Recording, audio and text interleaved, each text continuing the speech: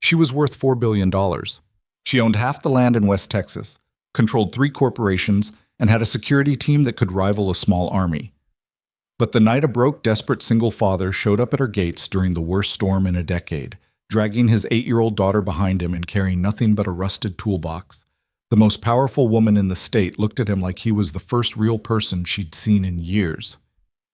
What happened inside that mansion over the next 48 hours would destroy a family empire, expose a murder covered up for a decade, and prove that sometimes the people who have nothing are the only ones brave enough to save the people who have everything. If this story moves you, hit that like button right now and drop your city in the comments. I want to see just how far this story travels. Now stay with me. Every word of this matters. The truck made a sound Damian Carter had never heard before. A deep, grinding moan from somewhere underneath the chassis, like metal bones snapping one by one, and then the steering wheel locked hard to the right. "Daddy?" Ellie's voice came from the passenger seat, small, careful. The voice of a kid who'd already learned that when things went wrong, you didn't scream. You got quiet. You watched your father's face and figured out how bad it was before he told you. Damian wrestled the wheel back straight, his knuckles white, rain hammering the windshield so hard the wipers couldn't keep up. The 2-lane highway had disappeared about 10 minutes ago, swallowed by water running across the asphalt in brown sheets that reflected his headlights back at him, like the road itself was trying to blind him. "We're fine, Bug." "You always say that." "Because we always are." She didn't argue. She just pulled her knees up onto the seat and hugged the stuffed rabbit she'd been carrying since she was 3. The rabbit was missing an eye and most of its left ear, but Ellie treated it like the last valuable thing in the world, which, in a way, it was. Her mother had given it to her. Her mother who'd been dead for 4 years now, buried in a cemetery outside Hargrove, where the headstone was already starting to lean because Damian couldn't afford to have it reset. He checked the rearview mirror. Nothing behind them. Nothing ahead of them. Just water and darkness and the occasional flash of lightning that lit up the flat Texas landscape like a photograph. Mesquite trees bent sideways, fence posts standing in 2 feet of muddy runoff, a dead armadillo floating past a cattle guard. The GPS on his phone had died 20 minutes ago. Service out here was a joke on a good day. Tonight, with the storm cell sitting right on top of them like it had personal business with this particular stretch of highway, there was nothing. No signal, no map. Just the directions he'd scribbled on the back of a gas station receipt before they'd left Hargrove. Sinclair Ranch, County Road 412, gate code 7719. Be there by 9. It was already 10:15. The job had come through Ray Munoz, who ran the only hardware store left in Hargrove, and who'd been throwing Damian repair work for the past 2 years. Mostly busted fences, leaking roofs, the kind of stuff nobody wanted to do themselves, but everybody needed done. Ray had called that morning, talking fast the way he did when the money was good. "Listen, I got something. Big job. Private ranch outside Marfa. Owner needs emergency repair on some generator housing. Structural stuff, welding, the whole deal. Storm knocked part of the outbuilding sideways. They want it fixed before the next front comes through." "How big?" 5,000. Damian had been standing in his kitchen, staring at the stack of bills on the counter. Electric, water, the payment plan from the hospital that never seemed to go down no matter how much he sent them. $5,000 was more than he'd made in the last 2 months combined. Cash? Cash. But here's the thing, it's Sinclair Ranch. The pause that followed was the kind of pause that had weight to it. Even through the phone, Damian could feel Ray choosing his next words carefully. Vivian Sinclair's place. "I know whose place it is, Ray." Everybody in West Texas knew whose place it was. Vivian Sinclair. The name showed up in newspapers, in whispered conversations at the feed store, in the kind of gossip that people shared with lowered voices and raised eyebrows. 30 years old. Billionaire. Inherited the Sinclair family's energy and land empire after some kind of family tragedy nobody could agree on the details of. Some people said she was brilliant. Some people said she was dangerous. Most people said both, and then changed the subject. What everybody agreed on was simpler. Nobody lasted long out at that ranch. Workers came and went. Staff rotated every few months. The security team was the only constant. big men in dark SUVs who came into town for supplies and never made small talk. I know the rumors, Damien said. I also know my daughter needs new shoes and I'm 3 months behind on the electric. Just be careful. And Damien, she specifically asked for someone who could do structural welding. Not a lot of guys out here can do that. This is your skill set. Don't blow it. So here he was, driving into a storm with his 8-year-old daughter because he couldn't afford a babysitter, and he sure as hell couldn't afford to turn down $5,000. Father of the Year. The truck groaned again. Damien felt the transmission slip, catch, slip again.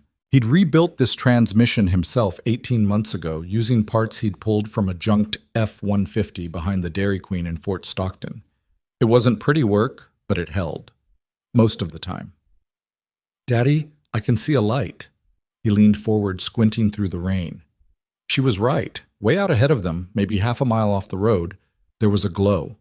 Not sharp, not bright, but steady. The kind of light that meant a building. A big one. That's it, Bug. That's where we're going.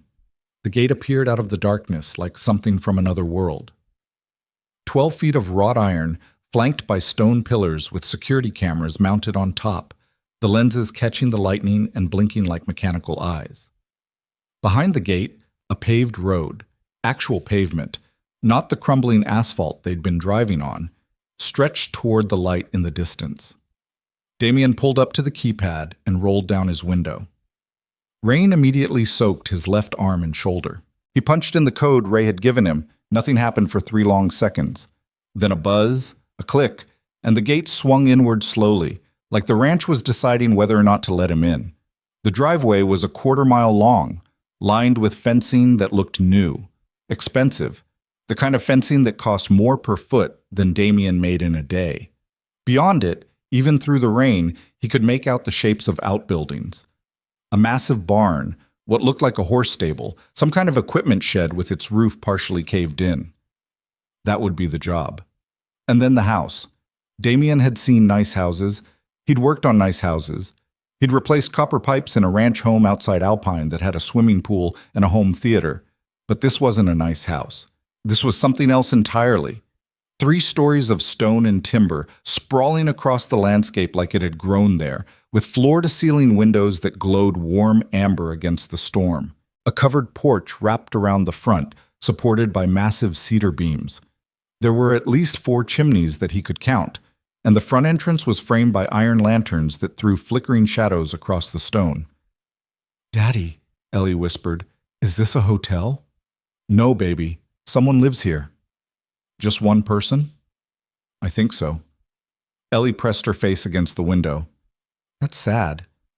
He pulled the truck up to the front of the house and killed the engine. For a moment they just sat there, listening to the rain pound the roof and the wind push against the doors like something trying to get in. "Okay, here's the plan. We go inside, I talk to the lady who owns this place. I figure out the job, and you sit somewhere quiet with your book and your rabbit. Deal?" "What if she's mean?" "Then I'll be polite, and she'll be mean, and I'll fix her building, and we'll go home with money. That's how jobs work." "That's depressing." "You're 8. You don't get to use that word yet." She grinned at him. A quick flash of her mother's smile, the one that always hit him like a sucker punch. And then they were out of the truck and running through the rain toward the porch. The front door opened before Damien could knock. The man standing there was big, not tall big, thick big. The kind of build that came from years of serious physical work or serious physical training or both. He wore a black polo shirt tucked into black tactical pants, and there was a radio clipped to his belt and an earpiece curling up from his collar. "You Carter?" The man's voice was flat, professional. The voice of someone who asked questions he already knew the answers to. "Yeah, sorry I'm late. Storm." "Come in." The man stepped aside. Damien guided Ellie through the doorway and immediately felt the temperature change. Warm, dry air that smelled like wood smoke and something else, something expensive that he couldn't identify. The foyer was enormous. Stone floors, high ceiling, a staircase that curved upward into shadow. There was art on the walls. Big, abstract pieces that probably cost more than his house. Ellie pressed closer to his leg.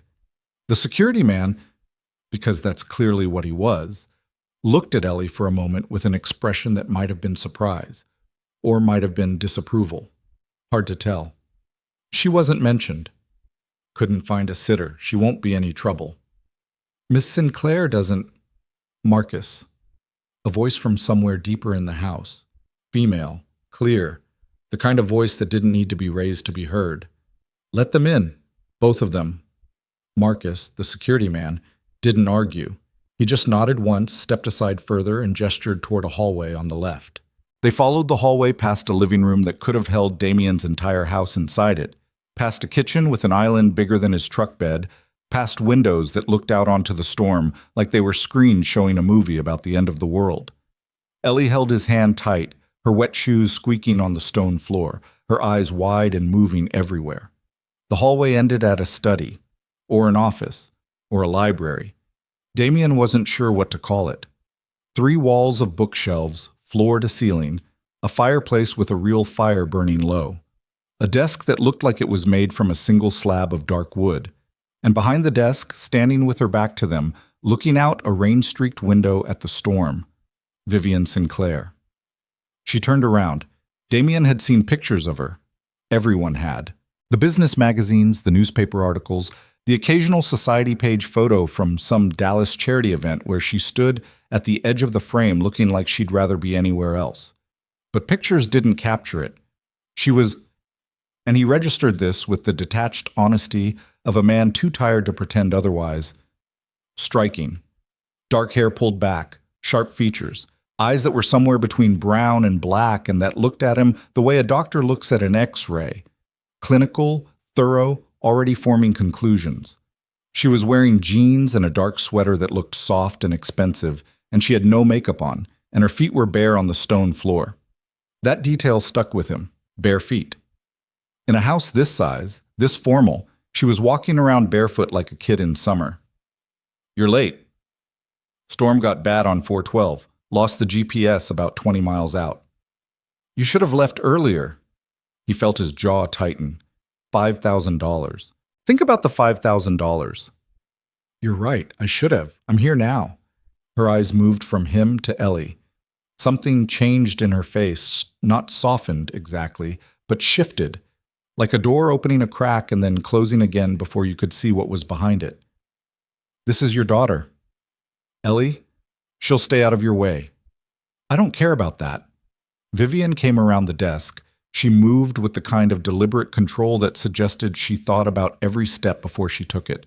She crouched down, actually crouched, getting to eye level with Ellie. And her voice changed. Not warm, exactly, but less sharp. "Ellie, are you hungry?" Ellie looked up at Damien. He nodded. "Yes, ma'am." "Don't call me ma'am. I'm not old enough for that." A ghost of something that might have been amusement. "Come on, both of you. You're soaking wet, and you probably haven't eaten since you left, wherever you came from." "Hargrove." "Right, Hargrove." She said it the way people say the name of a place they've heard of, but never had reason to visit. The way you might say Uzbekistan, or the bottom of the ocean. She led them to the kitchen herself, which surprised Damien. He'd expected a housekeeper, a cook, someone, but the house seemed empty, except for them and Marcus and the storm outside.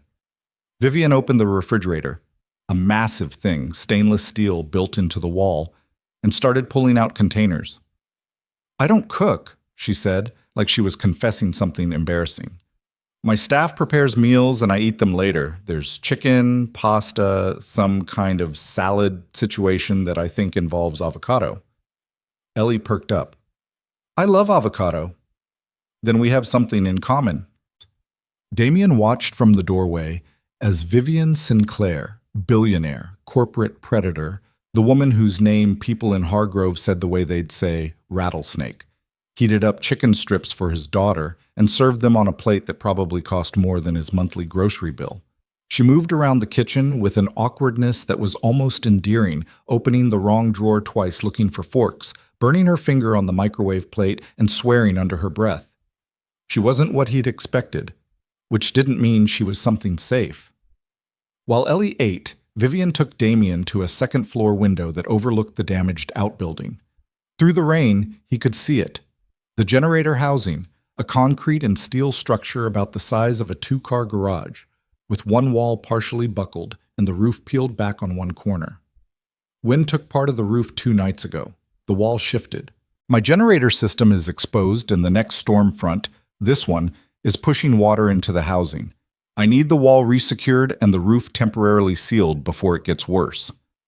Damien studied the damage through the window. It was serious work. The kind of work that needed a full crew, a welder, a crane for the roof panels. Not one guy with a toolbox. That's a big job for one person. That's why I'm paying $5,000 for one night. It might not be possible to finish in one night. Then finish what you can and we'll discuss the rest. She turned from the window.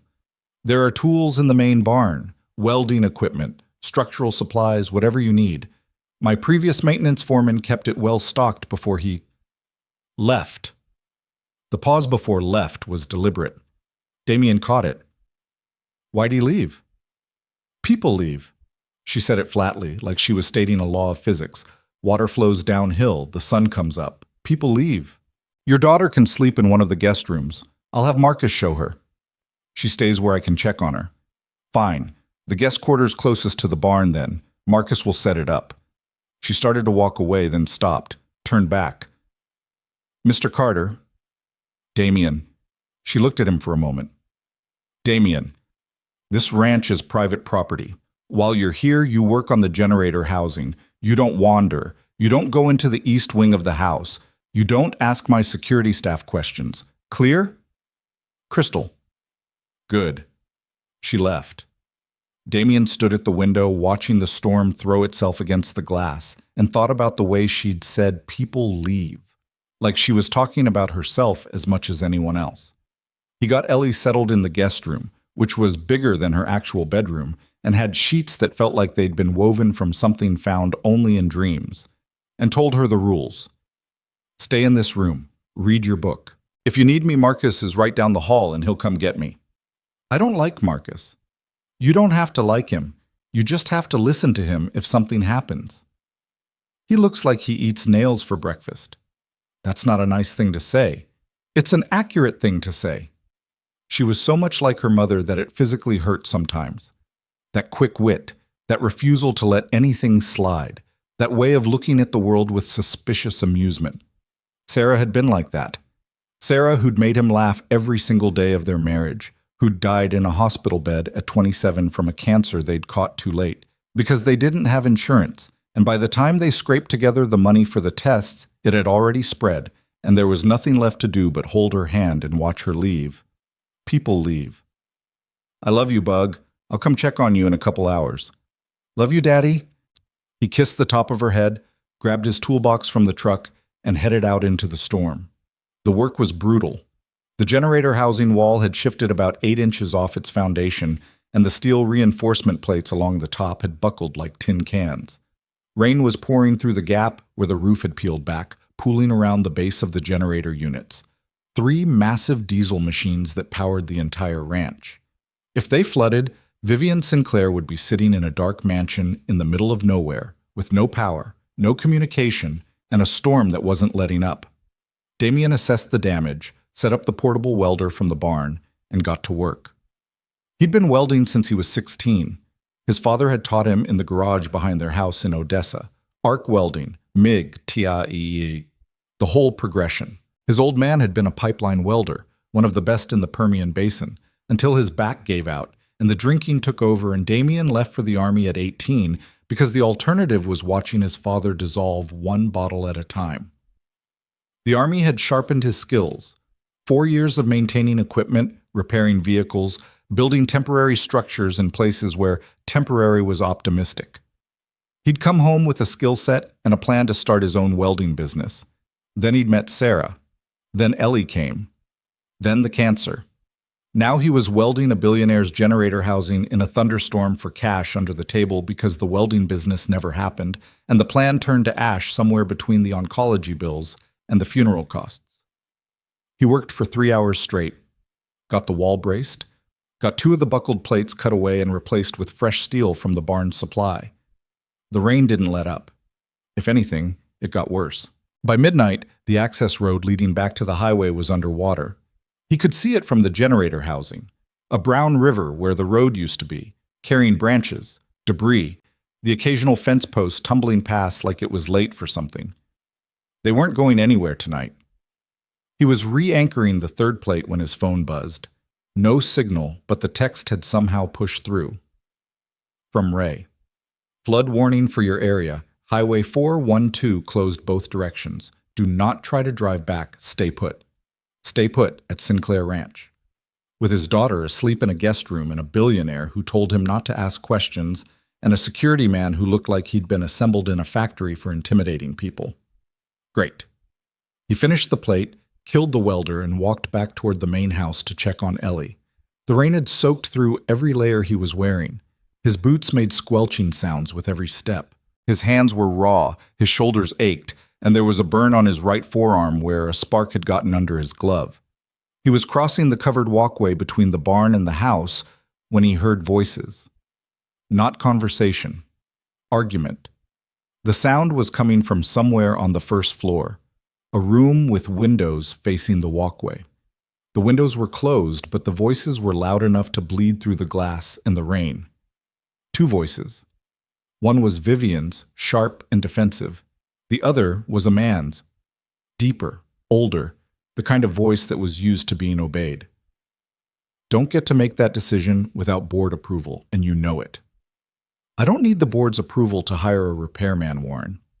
This isn't about the repairman. This is about your pattern. Every time you start letting people in, you put the entire operation at risk. Your father understood that. Your sister understood that. Don't. Charlotte understood that the family, but don't say her name. The silence that followed was charged. Damien stood in the rain, knowing he should walk away, knowing he was hearing something he wasn't supposed to hear, knowing that $5,000 wasn't worth whatever was happening behind those windows. But the man's voice came back, lower now, controlled, and what it said made Damien's skin go cold. I have protected this family for 30 years. I have protected you. Everything you have, this ranch, the company, the money, exists because of decisions I made. Decisions that weren't easy. Decisions that cost things. You don't want to test what happens when you stop being grateful for that, Vivian. You really don't. Damien moved, not away from the window, toward the house, toward Ellie, his pace quickening until he was almost running. He found the guest room, eased the door open, and there she was, asleep, curled around her one-eyed rabbit. The blankets tangled around her legs the way she always slept, like she was fighting something in her dreams. He stood there for a long time, dripping on the expensive floor, watching his daughter breathe. The man's words kept replaying in his head. Decisions that cost things. The way he'd said it. Not like a businessman talking about losses. Like a man talking about consequences he'd engineered personally. The smart thing to do was finish the job, take the money, get back to Hargrove as soon as the roads cleared, and never think about Vivian Sinclair or her uncle or this ranch again. But Damien Carter had never been especially good at doing the smart thing. He pulled a chair next to Ellie's bed, sat down in his wet clothes, and stared at the ceiling while the storm screamed outside and the biggest house he'd ever been inside settled around him like something alive, full of sounds he couldn't explain and rooms he'd been told not to enter. Somewhere down the hall, a door closed. Footsteps. Then nothing. He didn't sleep. Around 2 a.m, he went back out to work on the roof. The rain had shifted from apocalyptic to merely terrible, and he managed to get a temporary seal on the peeled-back section using heavy-gauge sheet metal and industrial rivets from the barn. It wasn't pretty, it wouldn't win any awards, but it would hold through the rest of the storm, and that was what mattered. He was cleaning up the tools when Vivian appeared in the doorway of the generator housing.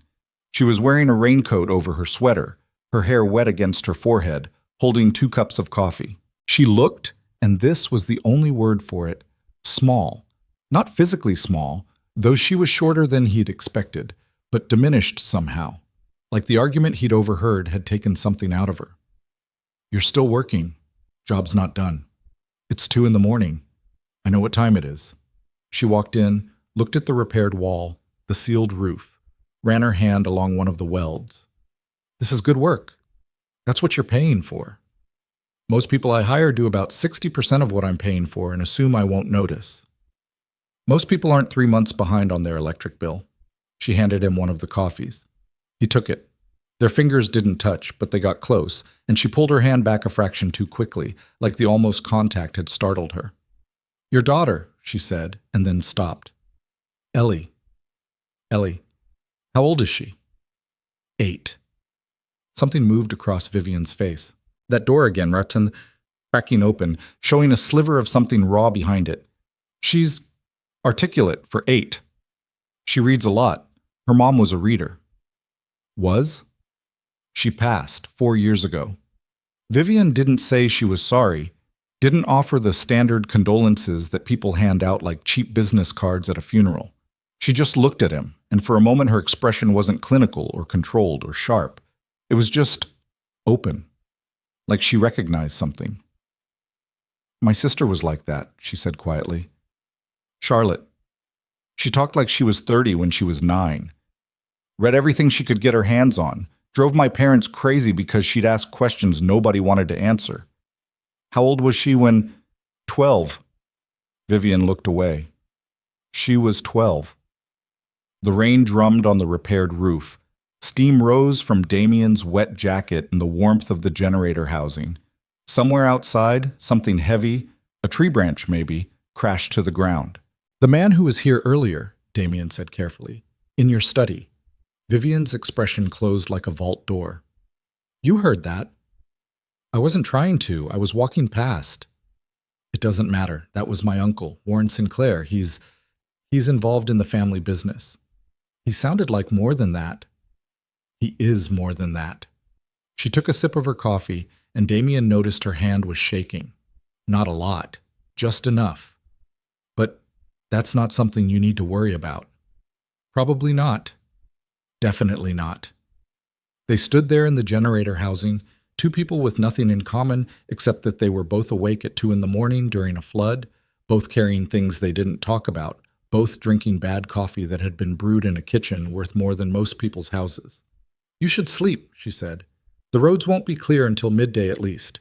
The guest room is yours. Both of you can stay. I'll finish the roof properly in the morning." "Fine." She turned to leave, then stopped again. She kept doing that, turning away and then turning back, like she couldn't quite commit to ending a conversation. "Damien." "Yeah?" "The things my uncle said, whatever you heard, it would be better if you forgot it." "Already forgot it." "No, you didn't." "No," he agreed. "I didn't." She looked at him for a long time. The fire from the portable heater threw shadows across her face, making her look younger, older, both at once. Then she pulled her raincoat tighter, turned around for real this time, and walked out into the storm. Damien finished his coffee. It was burned and too strong and slightly bitter, and it was the best cup of coffee he'd had in months. He went back to the guest room. Ellie was still asleep. He peeled off his wet clothes, hung them over the back of a chair that was probably an antique, wrapped himself in a towel that felt like it was made from clouds, and lay down on the bed next to his daughter. The sheets were absurdly soft. The mattress was absurdly comfortable. The whole room smelled like cedar and something clean and expensive. Ellie rolled over in her sleep and pressed her face against his shoulder. Her breath was warm and steady. Damien stared at the ceiling. He thought about the man's voice. Warren, Vivian's uncle, and the way he'd said decisions that cost things. He thought about the way Vivian had said her sister's name, like the word itself was a wound she kept reopening. He thought about the security cameras on the gate, the empty rooms, the way Marcus had looked at Ellie like she was an anomaly, something that didn't belong in the program. He thought about $5,000 and whether it was enough to justify staying in a place that felt, beneath all the luxury and the firelight and the soft sheets, like a very beautiful cage. Outside, the storm kept going. The water kept rising. And somewhere in the mansion, in one of those rooms Damien had been told not to enter, a woman who owned everything sat alone in the dark, barefoot on cold stone, holding a cup of coffee. She'd almost let a stranger see her hands shake around. The morning would come. The roads would clear. There would be decisions to make. But not yet. Not tonight. Tonight, there was only the rain and the breathing of his daughter beside him and the unshakable feeling, settling into his bones like cold water, that coming to this ranch was either the best or the worst decision he'd ever made, and he wouldn't know which one until it was far too late to turn back. Damien woke to silence. Not quiet. Silence. The complete unnatural absence of sound that only happens when something that's been screaming for hours suddenly stops. The storm had broken. He could feel it before he opened his eyes, the way the air pressure in the room had shifted, the way the windows weren't rattling anymore, the way the house itself seemed to be exhaling. Ellie was gone. He sat up fast, heart slamming, the sheets tangling around his legs. The bed next to him was empty, the pillow still dented from her head, the one-eyed rabbit lying on its side like it had been set down carefully. Her shoes were missing, her jacket was missing. Ellie? He was on his feet, pulling on yesterday's jeans, still damp, stiff with dried mud, and moving toward the door before his brain fully caught up with his body. The hallway was empty. Morning light came through the windows at the far end, pale and gray, and the floors were cold under his bare feet. He heard her laugh. It came from downstairs. Not a polite laugh, not a nervous laugh, but the real one. The belly laugh she saved for things that genuinely surprised her. The one that sounded so much like Sarah's that it stopped him mid-step on the staircase. He followed the sound to the kitchen. Ellie was sitting on a stool at the massive island, her feet dangling a foot off the ground, eating scrambled eggs with a fork that was too big for her hand. Across from her, leaning against the counter with a mug of coffee and an expression Damien had never seen on her face before, something close to bewilderment, like she'd woken up in someone else's life, was Vivian Sinclair. And then, Ellie was saying, waving the fork for emphasis, he tried to fix the toilet himself because he said plumbers charged too much, and the whole bathroom flooded. Like actually flooded. There was water coming out under the door and everything. And Mr. Hernandez from next door came over and just stood there looking at it and said, "Damien, this is why YouTube isn't a trade school." Vivian made a sound, not quite a laugh, more like the beginning of one that she caught before it fully escaped. "Your father does his own plumbing?" "My father does everything himself, that's the problem." Damien leaned against the doorframe. "Good morning to you too." Ellie spun around on the stool, not even slightly embarrassed. "Daddy, Vivian made eggs. Well, she tried to make eggs. She burned the first batch, and the second batch was kind of gray, but the third batch is actually really good." Vivian set her mug down with careful precision. "I told you I don't cook." "You weren't kidding." "I rarely kid." Damien looked at the kitchen. There were 3 pans in the sink, a carton of eggs on the counter, with shells scattered around it like shrapnel, and a dish towel draped over what appeared to be a smoke detector that had been removed from the ceiling. "Did you disable the smoke alarm?" "I made a tactical decision," Ellie giggled. Vivian's mouth twitched. Damien crossed to the island, picked up a piece of toast from Ellie's plate, and took a bite. It was cold and slightly burnt on one side. He ate it anyway. "Road still closed?" Vivian nodded. Marcus checked at dawn. Water's receding, but the low crossing on 412 is still under about 3 feet. County says maybe this afternoon, maybe tomorrow. Tomorrow. Maybe. Damien chewed the burnt toast and thought about the electric bill, the gas he'd used driving out here. The fact that his truck's transmission had been making sounds that no transmission should make. One more day. Possibly 2. Stuck at a ranch where he'd been told not to wander, not to ask questions, and not to go into the east wing. "I can finish the roof this morning," he said. "Permanent seal, not the patch I threw on last night." "Good. We'll discuss additional compensation for the extra time." "You don't have to. I'm not offering charity. I'm paying for labor. There's a difference, and I'd appreciate it if you understood that." The sharpness was back. Not directed at him exactly, more like a reflex, the way a dog that's been kicked too many times snaps at hands that are trying to help it. "Understood." Ellie looked between them with the expression she wore when she was assembling information. Eyes narrowed slightly, head tilted, processing. She was too smart for 8. Way too smart. The kind of smart that meant she saw things adults wished she didn't. "Can I explore the house?" she asked. "No," Damien said. "Some of it. Vivian said at the same time. They looked at each other. The West Wing is fine, Vivian said. The library, the sunroom, the media room. Marcus can show her. I don't need a babysitter. You absolutely need a babysitter, Damien said. You're 8. You keep saying that like it means something. Vivian looked at Ellie with an expression that Damien couldn't quite read. It was intense and fragile at the same time, the way someone looks at a photograph of something they lost. You remind me of someone, Vivian said quietly. Who? Someone who asked too many questions, too.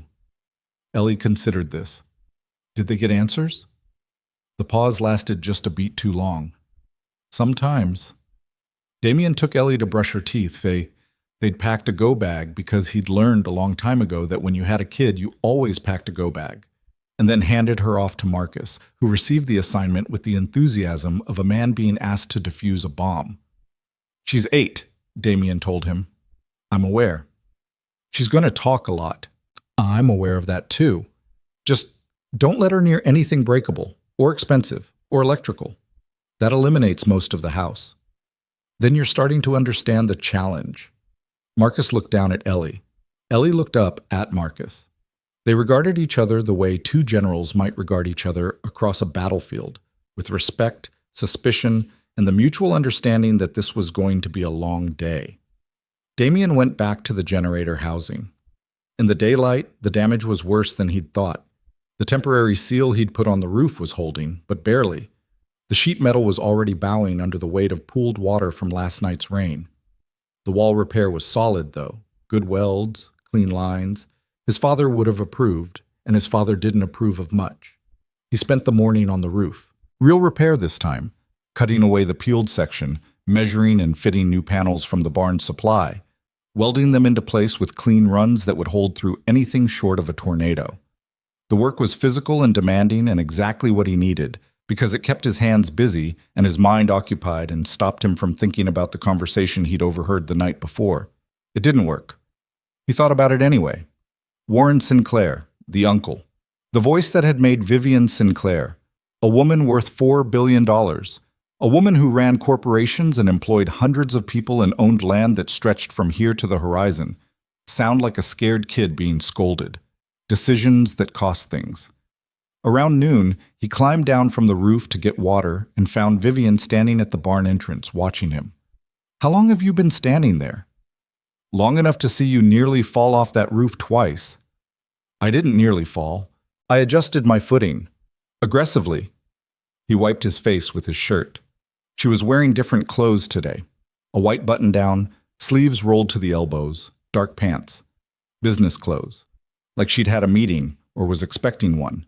But her feet were in boots that looked like they'd never touched actual dirt, and her hair was down, falling past her shoulders in a way that made her look less like the magazine photos and more like a person. Your daughter asked Marcus to teach her how to use the security radio, Vivian said. He said no. She asked him 12 more times. He's currently teaching her the NATO phonetic alphabet. That sounds about right. She also found my library and pulled about 30 books off the shelves. She said she was organizing them by how interesting the covers looked. I'll put them back. Don't. It's the first time anyone's actually touched those books. They walked to the barn together so Damien could get more welding rods. Inside, the barn was as immaculate as the house. Concrete floors, industrial shelving, every tool organized and labeled. But in the back corner, behind a row of storage cabinets, Damien noticed something. A wall of photographs. They were pinned to a corkboard, the old-fashioned kind, not the carefully curated gallery walls inside the mansion. Snapshots. A woman in her 30s, dark-haired, laughing on a horse. A man in a suit, stern-faced, standing in front of an oil derrick. And in the center, 2 girls, one about 12, one about 17, sitting on a fence rail with their arms around each other, squinting into the sun. The older one was clearly Vivian. The younger one had the same dark hair, the same sharp features, but softer. Her smile was wide and unguarded in a way that Vivian's never seemed to be. Charlotte. Vivian saw him looking and went very still. That was the summer before, she said. We were on the south fence. My father took that picture. He was terrible with cameras. He always cut off everyone's heads, but that one came out right. She looks like you. She looked like my mother. Vivian reached out and touched the edge of the photograph very lightly, like it might crumble. She was the good one. I was the one who studied business and learned to argue and made my father proud in the ways that mattered to him. Charlotte was the one who actually cared about people. She volunteered at the county animal shelter when she was 10. She made friendship bracelets for the ranch workers' kids. She wrote letters. What happened to her? Vivian's hand dropped from the photograph. She died. You said that last night. Because that's the answer. That's not an answer. That's a fact. They're not the same thing. She looked at him with an expression that was half anger and half something else. Surprise, maybe. Like she wasn't used to people pushing back. Like the people in her life either agreed with her or feared her. And neither response had prepared her for someone who just didn't. She drowned, Vivian said. In the stock tank on the east side of the property. She was 12. It was ruled accidental. She went swimming alone, hit her head, went under. That's the official version. And the unofficial version? Doesn't exist. Officially. The barn was quiet. Outside, Damien could hear the distant sound of water still draining through the property. The flood receding, but not gone, leaving behind mud and debris and the smell of wet earth. You don't believe it was an accident, he said. I didn't say that. You didn't have to. Vivian turned away from the photographs. When she spoke again, her voice had that controlled flatness, the one she used like armor. Charlotte was the best swimmer in the county. She'd been swimming in that stock tank since she was 6. She could hold her breath for nearly 3 minutes. My father timed her once. She made it 2 minutes and 47 seconds and came up laughing while the rest of us were panicking. She paused. The coroner said she hit her head on the concrete edge. There was a wound. The wound was real, but Charlotte knew that tank better than anyone alive. She knew where every edge was, every shallow spot, every place where the concrete was cracked. The idea that she just forgot or slipped or made a mistake she'd never made in 6 years of swimming there every single day, I never accepted it. But I was 17 and nobody asks a 17-year-old what she thinks about a coroner's report. Who was there that day? My uncle, Warren. The name came out hard, like something she was spitting out. He was managing the ranch while my parents were in Houston for a board meeting. He was the one who found her. He was the one who called it in. He was the one who stood in our living room that night and told my parents it was an accident and that it was nobody's fault and that we needed to focus on the family, on keeping things together, on not letting grief destroy what our family had built. And your parents believed him? My father believed him because he wanted to. Because the alternative was something he couldn't survive. And my mother stopped believing in anything after that. She died 3 years later. Heart failure, they said, but hearts don't fail for no reason. Hers failed because she lost Charlotte and she couldn't carry it. The welder in Damien's hand felt very heavy suddenly. He set it down on the workbench. Vivian, I know what you're going to say. I don't think you do. You're going to say I should go to the police or hire an investigator or confront Warren or do something brave and decisive that makes sense in a movie. But you don't understand how this works. Warren controls 40% of Sinclair Holdings through a trust my father set up before he died. He sits on the board. He has relationships with every banker, every lawyer, every judge in this part of the state. He has things, documentation, records, things he's collected over the years that he uses to make sure people do what he wants them to do. Blackmail. He'd call it risk management. Her voice was bitter. I tried to push back once, about 8 years ago. I hired an attorney, a good one, from Austin. We started looking into Charlotte's death, into the trust structure, into Warren's management of company assets during the years when my father was declining. You know what happened? Tell me. The attorney's office burned down. Not completely, just enough. The files we'd been building, the copies of the coroner's report, the financial records I'd pulled from the company server. All of it. The fire marshal said it was electrical. Faulty wiring in an old building could have happened to anyone. But it didn't happen to anyone. No. It happened to the one person who was helping me ask questions Warren didn't want asked. And after that, the attorney dropped the case. He was polite about it. He said he'd reassess the viability of the claims and didn't feel he could effectively represent my interests moving forward. Very professional, very clean, and when I looked at him across his new temporary desk in his borrowed office, he wouldn't meet my eyes. Damien leaned against the workbench. He was a welder from a dying town. He fixed things: fences, roofs, generators, trucks. He was good at understanding how pieces fit together, how structures held or failed, where the weak points were. And what Vivian was describing had the architecture of something he recognized from his time in the army. Not a building, not a machine, but a system. A system designed to contain, to control, to make sure certain doors stayed closed. "Why are you telling me this?" he asked. "You told me last night to forget what I heard. Now you're standing in a barn giving me the whole story. What changed?" Vivian was quiet for a long time. When she finally answered, her voice was different, stripped of the armor, the sharpness, the careful control. "Your daughter crawled into my kitchen at 6 this morning. She was carrying that ridiculous one-eyed rabbit, and she walked right up to me and said, 'Are you lonely? Because you seem lonely. It's okay if you are. My dad's lonely too. He just won't admit it because he thinks it makes him weak.' And then she asked me if I had any cereal." Damien closed his eyes. "I'm going to have a conversation with her about boundaries." "Don't you dare. It was the most honest thing anyone has said to me in 10 years. The sun came through the barn door, catching dust motes in the air, making them glow like sparks. In the distance, Damien could hear Ellie's voice. She was outside somewhere with Marcus, and she was saying something about Alpha, Bravo, Charlie, in a voice that suggested she was taking the NATO alphabet very seriously. "I'm telling you because I don't have anyone to tell," Vivian said. "I have employees, I have security, I have a board of directors and a team of lawyers and a financial advisor who sends me quarterly reports I already understand better than he does. But I don't have anyone who just sits and listens without calculating what they can get from the conversation. You don't know me."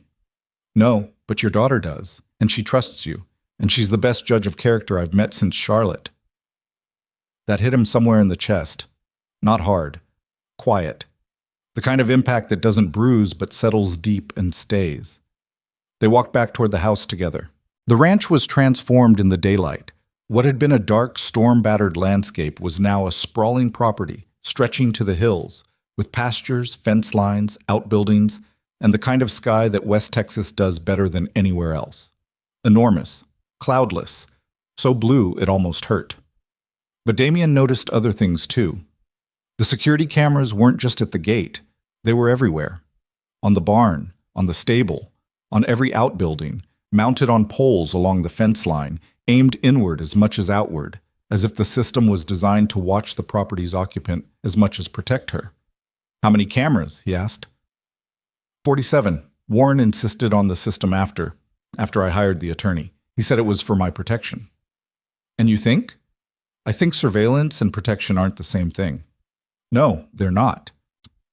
Inside the house, they found Ellie in the library, which was a room the size of a small restaurant, with shelves reaching up 2 stories and a rolling ladder attached to a brass rail. She had arranged approximately 40 books in a semicircle on the floor around herself, and was sitting cross-legged in the center like a queen holding court. "I'm sorting," she announced. "I can see that," Damien said. "This pile is books with good covers and good titles. This pile is books with good covers but boring titles. This pile is books with boring covers but interesting titles. And this pile," she pointed to a single book set apart from the rest, "is a book about tax law that I think someone left here by accident because no human being would read this on purpose." Vivian picked up the tax law book. "This is mine, actually." "I'm sorry." "Don't be. It's the most boring book ever written. I read it twice." "Why?" "Because it saved me about $40 million. Ellie looked at the book with new respect. "Can I keep it?" "When you're older." Damien watched them together. There was something happening that he hadn't anticipated, a connection forming that had nothing to do with him and everything to do with the two of them, with whatever frequency they were both tuned to. Ellie, who had grown up without a mother and had learned to navigate the world with a combination of fierce intelligence and emotional radar that sometimes scared him. And Vivian, who had lost a sister and had spent 14 years building walls so high and thick that she'd forgotten what it felt like to have someone on the other side. In the afternoon, Vivian showed Ellie the horses. Damien hadn't known there were horses. There were 6 of them. 3 paints, 2 quarter horses, and 1 massive black mare that Ellie fell in love with instantly and completely. "What's her name?" Ellie asked, reaching through the fence, while Damien's hand hovered near her shoulder, ready to pull her back. "Nightfall," Vivian said.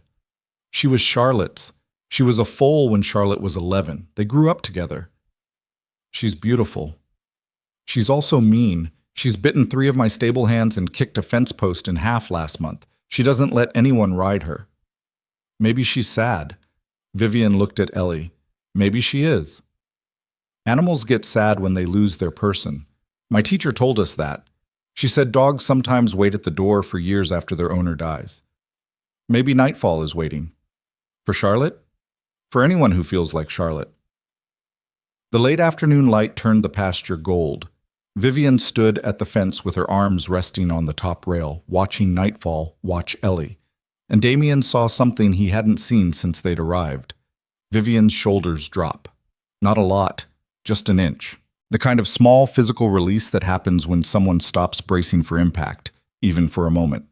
They ate dinner in the kitchen again. Vivian didn't attempt to cook this time. She pulled containers from the fridge, meals her staff had prepared before the storm, and heated them without incident. It was roast chicken, roasted vegetables, some kind of grain salad. Simple food, but good. Ellie ate with the dedication of a kid who'd spent the afternoon running around a ranch and was now refueling. "Marcus taught me the whole alphabet," she said between bites. "Alpha, Bravo, Charlie, Delta, Echo, Foxtrot." "We get it," Damien said. "Golf, hotel." "It's not golf," Marcus said from the doorway, where he was standing with his arms crossed. "It's golf." "That's what I said. You said it wrong." "Did not." "Did." Damien looked at Marcus. Marcus looked at Damien. Something passed between them. Not friendship, not yet, but the shared recognition that Ellie had, in the span of 12 hours, done something that Vivian's money and authority and the weight of the Sinclair name had never accomplished. She'd made Marcus almost human. After dinner, Ellie fell asleep on the library couch with her head on a pillow that was probably worth more than Damien's truck.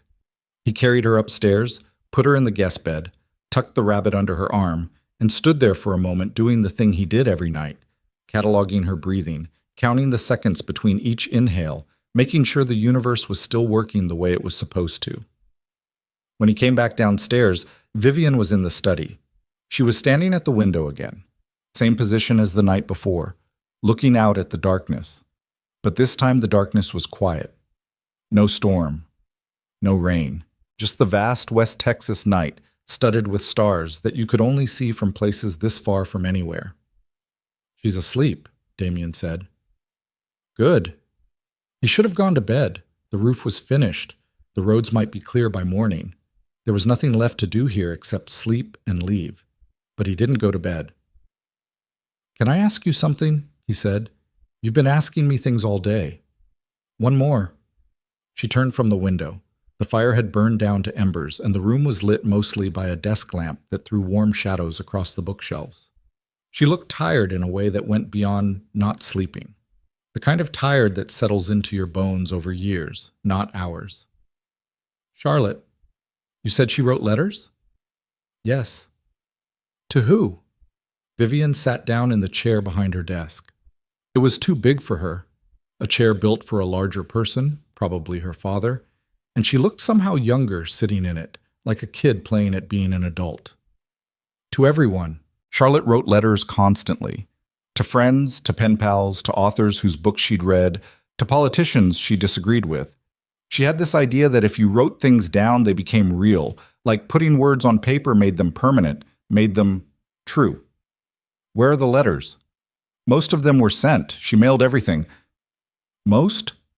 Vivian looked at him, that sharp, clinical look, but underneath it, something else. Something that might have been hope, and might have been fear, and might have been both. "After Charlotte died, I found a box under her bed. A shoebox. It had letters in it, ones she'd written but never sent. I was 17. I was destroyed. I couldn't function. I put the box in a closet and I didn't look at it for years. But you looked eventually. When I was 25, after my parents were both gone, after Warren had consolidated his control over the company, after I'd started to wonder, what was in them? Vivian opened a drawer in her desk. She pulled out a key. Small, old-fashioned, the kind that opens a padlock, not a deadbolt. She held it up. Charlotte wrote a letter to me, dated 3 days before she died. She was 12, remember? 12 years old. And she wrote me a letter that said she'd seen something. At night, Uncle Warren in my father's office, going through files, moving papers. She said she watched him through the door crack. She said he was taking documents and putting them in his briefcase, and that when he left, he locked the office with a key that wasn't his. The room was very quiet. The embers in the fireplace popped once, twice. She said she was scared. She said she didn't know who to tell because Warren was family, and you're supposed to trust family. She said she was going to tell me when I got home from a school trip I was on that week. But she died before you got home. 3 days before. Damien sat down in the chair across from the desk. It was a leather chair, cracked and worn, and it creaked under his weight. You're telling me a 12-year-old girl caught your uncle stealing documents from your father's office, and 3 days later she drowned in a stock tank she'd been swimming in safely for 6 years. I'm telling you what the letter said. And you've been carrying this alone for how long? 7 years since I opened the box. Vivian, don't. Don't what? Don't look at me like that. Like I'm someone who needs to be fixed. I'm not broken. I'm careful. There's a difference. No, there isn't. Not when careful means you're living in a house full of cameras your uncle installed, surrounded by security you can't fully trust, holding a dead girl's letter in a locked drawer, and doing nothing about it because the man who might have killed her controls half your company. The words hung in the room. Damien hadn't meant to say them like that. Blunt, unfiltered, the way he talked to Ray when Ray was being stupid about something at the hardware store. But the words were out, and they were true. And Vivian was staring at him with an expression that looked like it had been hit by something it hadn't expected. You don't know anything about my situation. I know a cage when I see one. I've been in one myself for 4 years. Mine's made of medical debt and funeral costs and a town that's dying around me. Yours is made of money and marble floors and a security system that watches you sleep. But they're both cages. She stood up, walked to the fireplace, stood there with her back to him, her hands gripping the mantel. If I move against Warren, he'll destroy me. He's told me that. Not in those words. He doesn't make threats. He makes observations. It would be unfortunate if certain information became public. The board would have concerns if they knew about certain vulnerabilities. He has files on me. Things from when I was younger, when I was making mistakes, when I was lost, after Charlotte, after my mother. He collected everything. What kind of things? Does it matter? He has them. That's the point. He has enough to remove me from the board, to freeze my assets, to turn every business partner I have against me. He's been building this for years. It's what he does. He doesn't attack. He accumulates. And then he waits. Damien thought about his army training, about the way certain operations were designed, not as direct assaults, but as sieges. Slow strangulation, cut off the supply lines, control the information, isolate the target from allies, and wait until they surrender or collapse. That was what Warren Sinclair had built around his niece. Not a prison with bars, a prison with leverage. Charlotte's letter, he said. Is that the only evidence? I don't know. I never had the resources to find out. Every time I tried to investigate, something happened. The attorney. Then a private investigator I hired. He returned my retainer after 2 weeks and said the case wasn't worth pursuing. Then a journalist I contacted. She published one story about Sinclair Holdings' financial irregularities and was fired from her paper within a month. He has reach. He has reach, he has money, he has patience, and he has the thing that makes all of that work. He has the appearance of respectability. Warren Sinclair donates to hospitals. He sits on charity boards. He shakes hands with governors. He's the kind of man who destroys people on Monday and gives a speech about integrity on Tuesday, and nobody sees the contradiction because nobody's looking. Damien was quiet for a long time. The fire was almost out. Through the window, the stars burned in the vast black sky. "You asked me earlier why I was telling you all this," Vivian said, still facing the fireplace. "The real answer isn't because your daughter was honest with me. That's part of it. But the real answer is that I'm tired, Damien. I'm so tired of carrying this alone that I would tell a stranger in a barn if he was the only person who stood still long enough to listen. And that's pathetic. I know it's pathetic. I'm a grown woman worth more money than I can spend in 5 lifetimes, and I'm standing in my dead father's study telling a man I met 12 hours ago about a murder I can't prove and a family I can't escape. It's not pathetic. What would you call it?" He thought about it. Thought about the nights after Sarah died when he'd sat in his truck in the driveway after Ellie was asleep and talked to no one. Just talked. To the dashboard. To the windshield. To the dark. Because the words had to go somewhere, and there was nobody to receive them, and silence was heavier than sound. "I'd call it surviving," he said, "and there's nothing pathetic about it.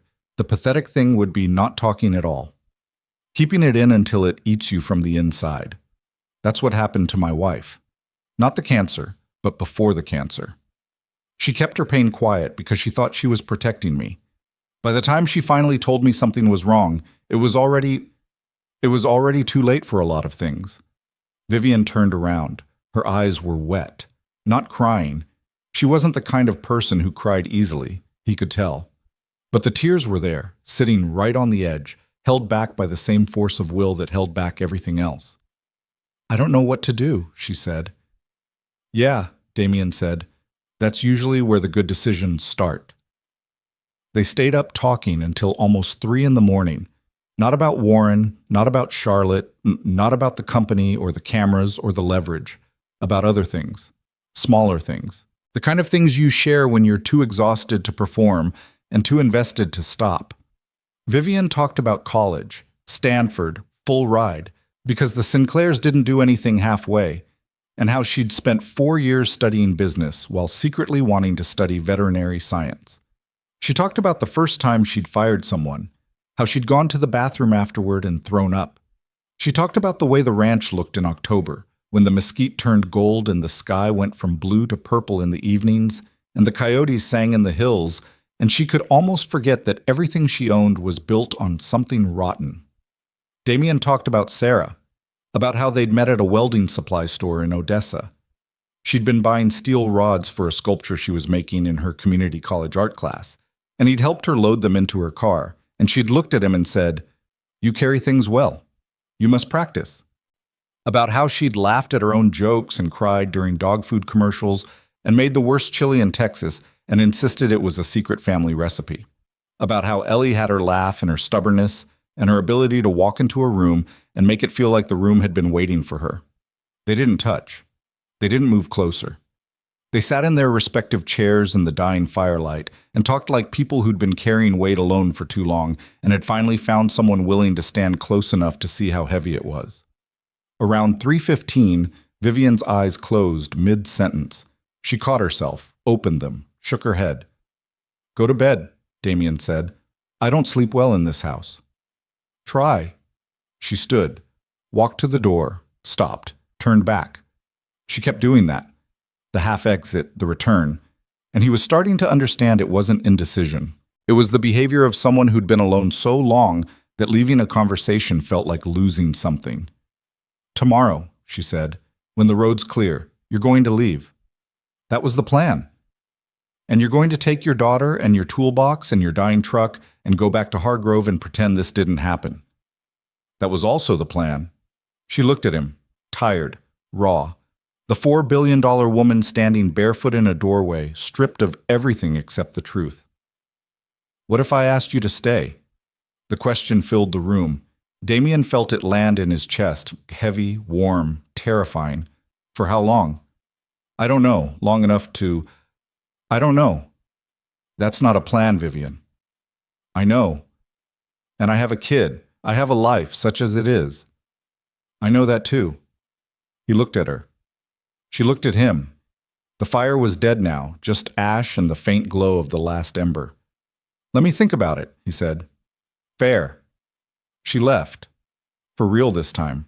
No half-turn, no return.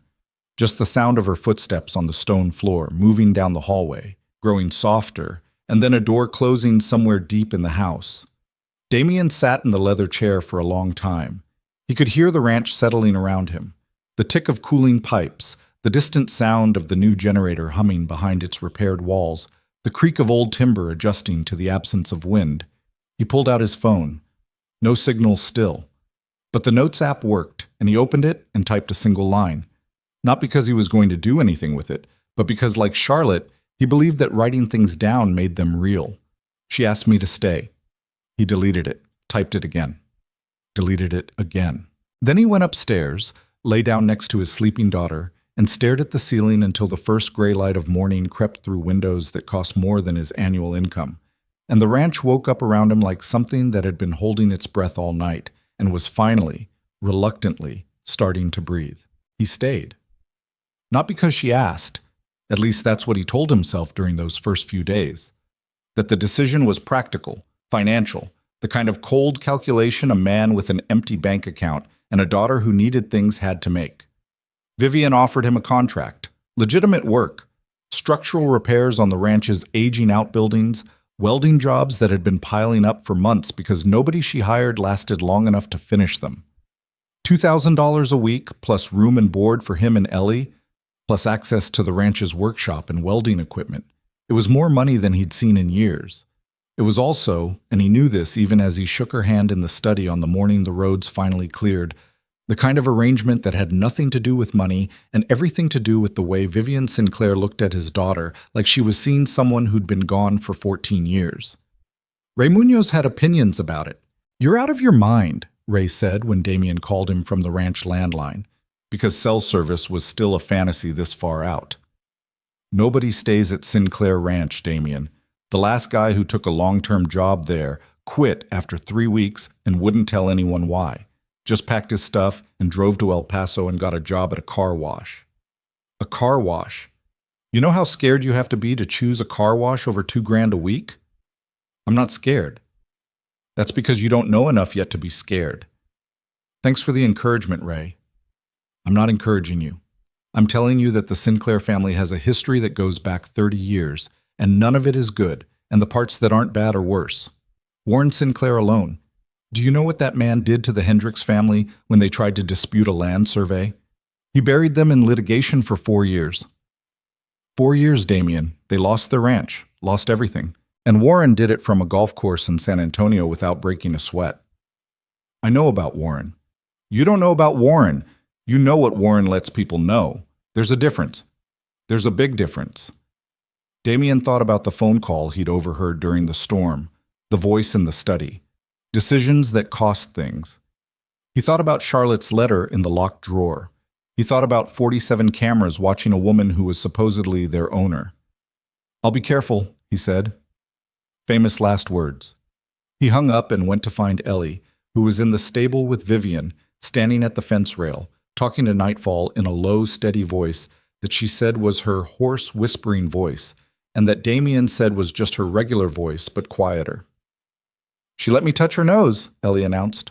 "Nightfall hasn't let anyone touch her in 3 years," Vivian said, and there was something in her voice, a crack, thin as a hair, running through the careful surface. "Maybe she was waiting for the right person," Ellie said. "Maybe." The first week passed in a rhythm that surprised Damien with its normalcy. He worked during the day, repairing fence brackets along the south pasture, re-welding the support beams on the equipment shed, fixing a corroded water line that ran from the main well to the horse stable. The ranch was massive, over 9,000 acres, and years of deferred maintenance had left it scarred, rusted joints, crumbling foundations, gates that hung crooked on bent hinges. It was the kind of work he understood in his bones, the kind of work that had clear problems and clear solutions, where you could see progress at the end of each day in the form of something that stood straighter, or held tighter, or didn't leak anymore. Ellie, meanwhile, had colonized the library.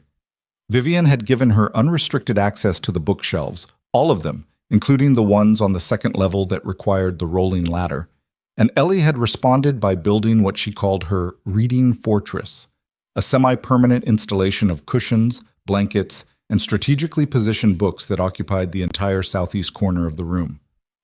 "She's reading at a 6th grade level," Vivian told Damien one evening, standing in the library doorway, watching Ellie work through a book about marine biology. "Maybe higher." "Her teachers say she's advanced." "Advanced is an understatement. She asked me yesterday what compound interest was. When I explained it, she said, so it's basically money having babies, which is actually a more accurate description than most economics textbooks give." Damien watched his daughter from across the room. She was mouthing the words as she read, her lips moving slightly, the way Sarah used to do. He hadn't noticed her doing that before. "She reminds you of Charlotte," he said. It wasn't a question. Vivian didn't answer it like one. "Charlotte used to do that, build nests. She called them her thinking spots. She'd pile blankets and books and pillows into a corner and sit there for hours, reading, writing her letters. My mother used to say Charlotte was building herself a second world because the first one wasn't interesting enough." "Was it?" "No, the first world was full of adults keeping secrets and pretending everything was fine. Charlotte knew it wasn't fine. She was 12 and she knew more about what was happening in this family than most of the adults did." Vivian paused. "That's what got her killed." It was the first time she'd used that word. Not died, not drowned, killed. Damien looked at her. She looked back at him, and there was no armor in her expression, no clinical distance, just the raw face of a woman who had spent 14 years holding a truth she couldn't prove and couldn't release. "I know what I said," she told him. "Yeah, you do." The second week was when things started to shift. It began with Warren. Damien was underneath the waterline junction near the east fence, a job that required him to lie on his back in a shallow trench and weld a corroded coupling while mud seeped into his clothes, when a black SUV pulled through the main gate. Not Marcus's vehicle, a different one. Bigger, newer, with tinted windows so dark they looked painted on. He watched from the trench as the SUV pulled up to the main house. A man got out of the back seat, not the driver, a passenger. Tall, late 60s. Silver hair cut short, a navy suit that looked wrong on a ranch in the same way a tuxedo looks wrong at a gas station. He moved with the unhurried confidence of someone who owns the ground he's walking on, or at least believes he does, which amounts to the same thing. Warren Sinclair. Damien had never seen him in person, only heard the voice through rain-streaked glass. But he recognized the posture, the proprietary way the man looked at the property as he walked toward the front door, not with admiration, not with nostalgia, but with the cold assessment of someone calculating value. A second man got out of the SUV, younger, thick, wearing the same kind of tactical clothing Marcus wore. He stayed by the vehicle, arms crossed, eyes scanning the property behind dark sunglasses. Damien pulled himself out of the trench and headed for the house. He found Marcus in the hallway outside the study, standing with his back against the wall and his jaw tight. "Warren's here," Damien said. "I noticed." "Is that normal?" Marcus looked at him. The security man's face was its usual blank slate, but something in his eyes was different, a tension that hadn't been there before. "He comes when he comes. He doesn't announce it." "And that doesn't bother you?" "What bothers me isn't your concern." Through the study door, Damien could hear voices. Vivian's, controlled and tense. Warren's, measured, expansive. The voice of a man who is making a speech more than having a conversation. "Simply asking you to reconsider the Permian Basin leases. The board has concerns about the timeline, and frankly, Vivian, your unwillingness to discuss this in a formal setting is creating an impression that you're not what? Not cooperative? Not obedient? Not focused. That's the word I'd use. The board would say you're distracted. They'd point to the fact that you're out here, on this ranch, instead of in Dallas or Houston, where the actual business is being conducted. They'd mention the spending. This property alone costs $400,000 a year to maintain. And the return is, this property is mine. Not the company's. Mine. Everything is connected, sweetheart. That's what your father understood. Personal assets, corporate assets. The distinction is a formality. When the family thrives, you thrive. When you isolate yourself, the family suffers. The word sweetheart made Damien's hands tighten into fists, not because of what it meant, but because of how it was used. Like a leash, like a tool, like a word designed to make a 30-year-old woman feel like a child who didn't know her place. "I need to go in there," Damien said. Marcus shook his head. "No. I know what he's doing, and she can handle it. She's been handling it for years. That doesn't mean she should have to." Marcus studied him for a long moment. Something shifted in the security man's expression, the first real emotion Damien had seen there. Not warmth, exactly. Recognition. The look of someone who's been waiting for another person to see what they've been seeing alone. "You care about her," Marcus said. "I care about people who are being cornered." Same thing, in this case. The study door opened. Warren Sinclair stepped out. He was exactly what Damien had expected, and nothing like what he'd expected, both at once. Up close, he looked like money. The kind of groomed, maintained, carefully preserved appearance that came from decades of expensive haircuts, tailored clothing, and the particular confidence that grows in people who've never been told no by anyone who mattered. But his eyes were wrong. They were blue and clear and completely empty, the way a camera lens is empty, recording everything, feeling nothing. Warren saw Damien, stopped, looked him over with the quick, dismissive efficiency of a man who categorized people into two groups, useful and irrelevant. "You must be the repairman." "I am. Good work on the generator housing. I reviewed the repairs." "Thank you. How long will you be staying?" "As long as the work takes." Warren smiled. It was the worst smile Damien had ever seen. Technically perfect, engaging every muscle in the face, producing an expression that looked like warmth the way a mannequin looks like a person. "That's a very open-ended arrangement. My niece has a habit of taking in strays. It's a generous impulse, but it creates complications. I'm sure you understand." "I'm not a stray. I'm a contractor." Of course you are." Warren adjusted his cuffs. "Where's your daughter? Vivian mentioned she was here." Every nerve in Damien's body fired at once. The question was casual, almost throwaway, the kind of thing any polite adult might ask. But something about the way Warren said daughter, the way his mouth shaped the word, the way his eyes stayed fixed on Damien's face while he said it, watching for a reaction the way a poker player watches for a tell, set off alarms that Damien hadn't felt since the army. "She's reading," Damien said. "Lovely. Children should read. My niece Charlotte was a reader, before her accident." The word accident dropped into the hallway like a stone into still water. "I should get back to work," Damien said. "By all means." Warren walked past him. His cologne was expensive and faint, the kind that lingered in a room after you'd left it, claiming the space even when you weren't in it anymore. At the front door, he paused and looked back.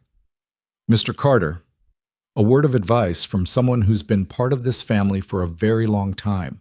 The ranch is a beautiful place, but it's not a home.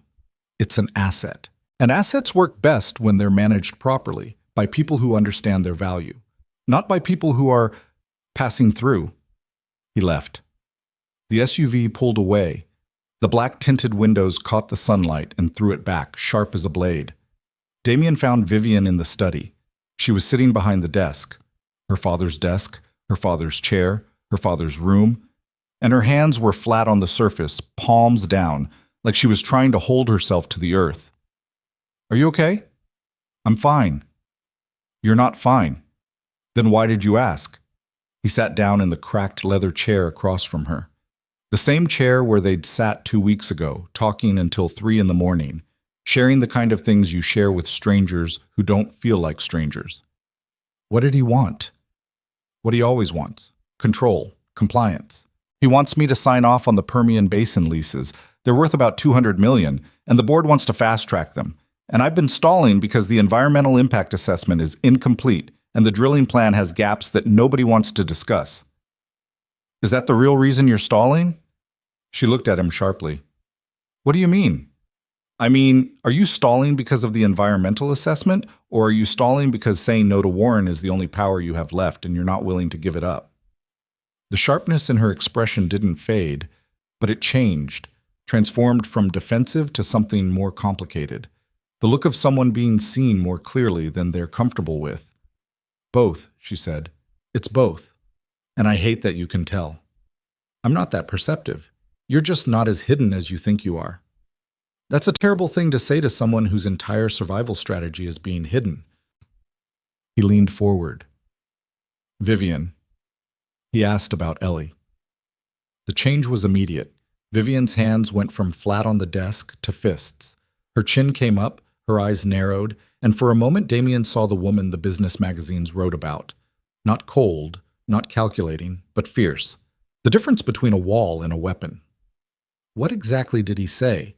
He asked where she was. Then he mentioned Charlotte. In the same sentence? Close enough. Vivian stood up. She walked to the window, but this time she wasn't looking at the landscape. She was looking at the driveway, at the place where the SUV had been, like she could still see it there. He does that. He drops Charlotte's name into conversations like a test, to see how I react, to remind me that he was there when she died and I wasn't, to make sure I understand that he knows things about that day that I don't, and that knowledge, that specific knowledge, is leverage. Does he know about the letter? I don't think so. If he did, he'd have taken it years ago. Where's it now? Not in this house? Not anymore. I moved it after I read it. It's in a safe deposit box in a bank in Midland under a name Warren doesn't know I use. Smart. Careful. The moves of a woman who'd been playing defense for so long that she'd become expert at it. But defense wasn't the same as safety, and expert wasn't the same as free. You need to do something with it, Damien said. The letter, whatever else Charlotte wrote. You can't just keep it in a box forever. I know. Knowing and doing aren't the same thing. Yes, you said that before. You seem to like saying things that are true and obvious and completely unhelpful. It's a gift. Despite everything, despite Warren's visit, despite the tension still vibrating in the room like a struck wire, Vivian's mouth twitched. Not a smile, the memory of one. That night, Damien couldn't sleep again. He lay in the guest bed, which he'd stopped thinking of as a guest bed and started thinking of as his bed, a fact that troubled him, and listened to the ranch settle around him. Ellie was asleep beside him, her breathing steady, the rabbit wedged between her arm and her rib cage. He kept thinking about Warren's eyes, that camera lens emptiness. He'd seen eyes like that before, in the army, in men who'd done things that disconnected them from the normal human wiring, the circuitry that makes you flinch when you see pain, that makes you hesitate before causing it. Warren Sinclair wasn't a man who caused pain carelessly.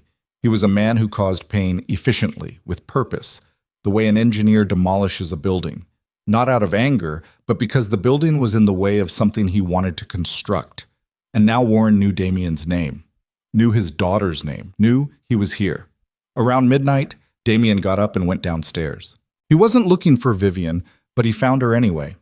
In the kitchen, sitting at the island with her laptop open and a glass of wine she hadn't touched. Can't sleep either? She said without looking up. Habit. Same. He poured himself a glass of water and leaned against the counter. The kitchen was dark except for the laptop's glow and the small light over the stove.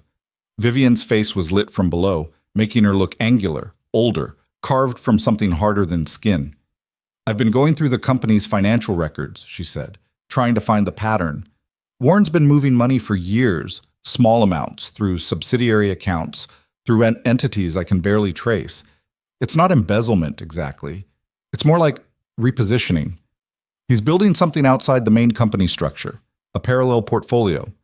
Shell companies in Delaware, LLCs in Wyoming, land trusts in Nevada. All technically legal, all technically separate from Sinclair Holdings, all technically nothing I can challenge him on. But the timing. Every major movement happens right after a board meeting, right after a decision I make that he disagrees with. It's like he's siphoning, not stealing, siphoning, taking pieces of the empire and moving them somewhere I can't reach, so that by the time I finally do confront him, there won't be enough left to fight over.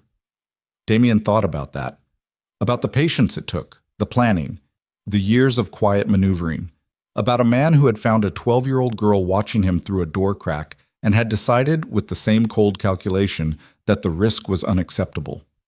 Charlotte saw something like this, Damien said. She saw him in the office, taking documents. 14 years ago. He's been doing this for 14 years, maybe longer. And I can't prove any of it because the records Charlotte might have seen are gone, destroyed or buried or moved to wherever he keeps the things that protect him. What about the documents themselves, the ones he took from your father's office? My father died 8 years ago. His files were transferred to Warren's control as part of the trust arrangement. Everything my father built, the records, the contracts, the original agreements, all of it went to Warren, legally, properly, with signatures and notarizations and the full cooperation of a legal system that doesn't ask questions when the check's clear. Damien sat down across from her. The kitchen island between them was the size of a conference table, polished granite, cold under his forearms. There has to be something he missed, something Charlotte left behind that isn't in the letter. Like what? You said she wrote letters constantly, to everyone. What if she wrote to someone about what she saw? A friend, a teacher, a pen pal. What if there's a copy of something out there that Warren doesn't know about? Vivian looked at him. The laptop light caught her eyes, and for a moment they looked wet again. That edge of tears shine that she controlled with the same iron discipline she controlled everything else. Charlotte's best friend was a girl named Elena Reyes. They were inseparable. Elena's family moved to San Antonio about a year after Charlotte died. I haven't spoken to her since. Do you know where she is now? I could find out. I have resources for that. Then find out. It's not that simple. It is that simple. You find Elena Reyes. You ask her if Charlotte ever sent her anything. A letter, a note, a drawing, anything. You gather whatever exists, and then you take it, along with the letter in the safe deposit box, and you find a lawyer who isn't in Warren's pocket, and you start building a case. And what happens when Warren finds out? What happens when the cameras catch us having this conversation? When his people, and he has people everywhere, Damien, everywhere, report back that his niece is asking questions again? Then we deal with it. We? The word hung in the kitchen. Damien heard it, heard the way it sounded, possessive, committed, the word of a man who'd already made a decision he hadn't announced yet. Yeah, he said. We. Vivian closed the laptop. The kitchen went darker. In the reduced light, he could see her more clearly somehow. Not her features, but her expression. The way her face looked when the screens and the business and the armor were stripped away. She looked. He searched for the right word, and the only one that came was young. She looked young and tired and scared and trying very hard not to be any of those things. You're a welder from a dying town, she said. You have a daughter who depends on you. You have nothing to gain from this and everything to lose. That's all true. So why? He thought about it. Not for effect. He actually thought about it, turning the question over the way he turned a piece of steel in his hands before cutting it, looking for the grain, the stress points, the places where it would hold and the places where it would break. Because my wife died and I couldn't do anything about it, he said. I stood there and watched, and there was nothing I could do. No amount of work, no amount of money, no amount of anything could change what was happening. And I've spent 4 years carrying that. The uselessness of it, the helplessness. And now I'm standing in a kitchen with a woman who's been living with the same feeling for 14 years. And the difference between your situation and Sarah's cancer is that yours has a person attached to it, a person who made a choice, a person who can be held accountable. He paused. I can't bring Sarah back. I can't undo what happened to her, but this thing with Warren, with Charlotte, this is something that can be fixed. Not easily, not cleanly, but it can be fixed. And I'd rather spend my energy on something fixable than spend the rest of my life repairing fences and pretending that's enough. The refrigerator hummed. Somewhere outside, one of the horses made a sound. Low, questioning, the kind of noise animals make in the dark when they hear something they can't identify. Okay, Vivian said. Okay? Okay, we do this. But we do it carefully, and we do it together, and the first time my daughter, your daughter, is in any danger, we stop. Immediately. Non-negotiable. He noticed the slip. My daughter. She'd caught it too. He could tell by the way she stiffened slightly, the way her eyes flickered away and then came back. Agreed, he said. And Damien? Yeah? If this goes wrong, If Warren retaliates, if it falls apart, I need you to take Ellie and leave. Don't look back. Don't try to be a hero. Just go. I'm not going to promise that. I'm asking you to. And I'm telling you no. Because the kind of man who makes that promise is the kind of man who keeps it. And the kind of man who keeps it is the woman who trusted him is left standing in the wreckage. And I'm not that man.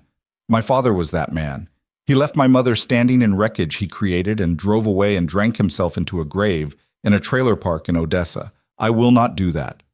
The words came out harder than he intended. He heard his own voice, rough, cracked, carrying weight he usually kept buried. And he saw the impact on Vivian's face. Not fear, not pity. Something else. Something that looked dangerously like the beginning of trust. You're stubborn, she said. Runs in the family. Just ask the rabbit. She almost laughed. Almost. The sound died in her throat, but the shape of it stayed on her face. A softening, a crack in the concrete, a hairline fracture through which something warm and living and vulnerable was trying to push through. 3 days later, Vivian found Elena Reyes. She was living in San Antonio, working as a middle school counselor. 26 years old, unmarried. She'd kept a low profile since her family left the area after Charlotte's death, moved to a different school district, different neighborhood, different life. The kind of deliberate disappearance that suggested someone had been told or paid or frightened into staying away. Vivian made the call from the barn using a prepaid phone Damien had bought in Marfa during a supply run, because the ranch phones, like everything else on the property, were on a system that Warren's people had installed and possibly monitored. Damien stood outside the barn door, watching the driveway, watching the cameras, watching for the black SUV that might or might not be coming. Inside, he could hear Vivian's voice, careful, controlled, but underneath the control, shaking. Elena, it's Vivian. Vivian Sinclair. I know it's been a long time. I know this is unexpected, but I need to talk to you about Charlotte. Silence. Then, faintly, a voice on the other end. Damien couldn't make out the words, but he could hear the tone, startled, wary, the voice of someone who'd answered a phone and found a ghost on the other end. Vivian talked for 20 minutes. When she came out of the barn, her face was pale and her hands were shaking, and she was holding the prepaid phone so tightly that her knuckles had gone white. She has letters, Vivian said. Charlotte's letters. 11 of them. Charlotte sent Elena letters for the last year of her life. Elena kept them, all of them. Her mother told her to throw them away after they moved, but she didn't. She hid them. She's had them in a box in her closet for 14 years. What's in them? Elena wouldn't say over the phone. She's scared, Damien. She's been scared for 14 years. She said after Charlotte died, a man came to their house, didn't identify himself, didn't leave a name. Just told Elena's father that the Sinclair family valued their privacy and that it would be best for everyone if certain friendships and their associated correspondence were put behind them. Her father moved the family to San Antonio the next month. Warren. She didn't say the name, but she described him, silver hair, blue eyes, a smile that didn't work right. Damien felt it, the same cold that had settled into him the night of the storm. The night he'd first heard Warren's voice through the study window. The architecture of control. The patient, systematic work of a man who left nothing to chance and no loose end untied. Except he'd missed one. A 12-year-old girl with a box of letters and a friend who was stubborn enough to keep them hidden for 14 years. We need those letters, Damien said. I know. Elena agreed to meet, in person. But not here. She won't come anywhere near this ranch. We meet in San Antonio. This weekend. Both of us? She asked for that, actually. She said she doesn't trust the Sinclairs, any of them, but she trusts that a man with a daughter wouldn't be part of whatever happened to Charlotte. He looked at Vivian. She looked at him. The afternoon sun was behind her, and for a moment her face was in shadow, unreadable, just the outline of a woman standing in a barn doorway with a phone full of secrets, and a dead sister's voice echoing through 14 years of silence. There's something else, Vivian said. What? Elena said Charlotte called her the night before she died. Late. After midnight.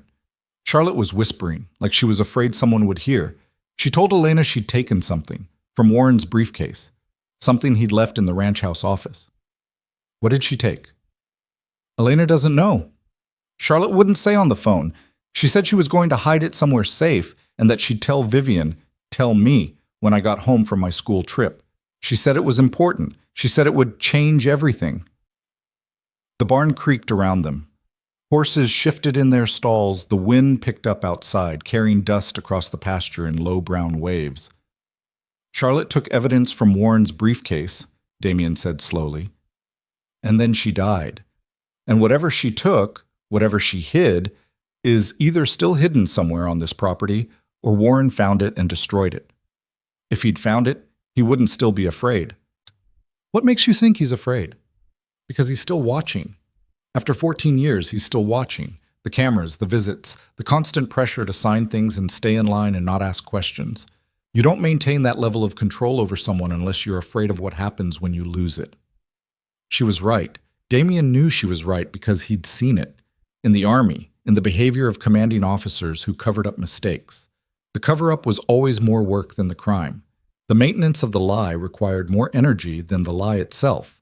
And the people who maintained lies that big, for that long, were always, underneath all the confidence and the control and the expensive suits, terrified. We go to San Antonio, Damien said. We get the letters. And then we figure out what Charlotte hid. And Warren? Warren doesn't know what we're doing, not yet. He'll find out. Then we'd better be ready when he does. That night, Damien checked on Ellie 3 times. She was asleep each time, deeply, peacefully, the way children sleep when they don't know what the adults around them are carrying.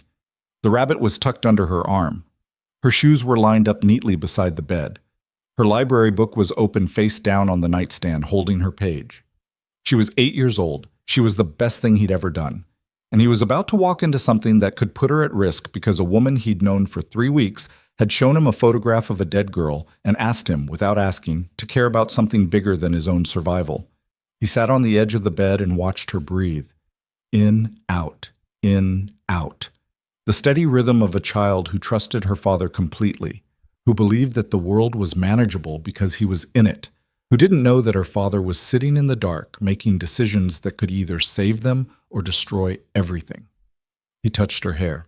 She stirred, murmured something about the horse, and settled back into sleep.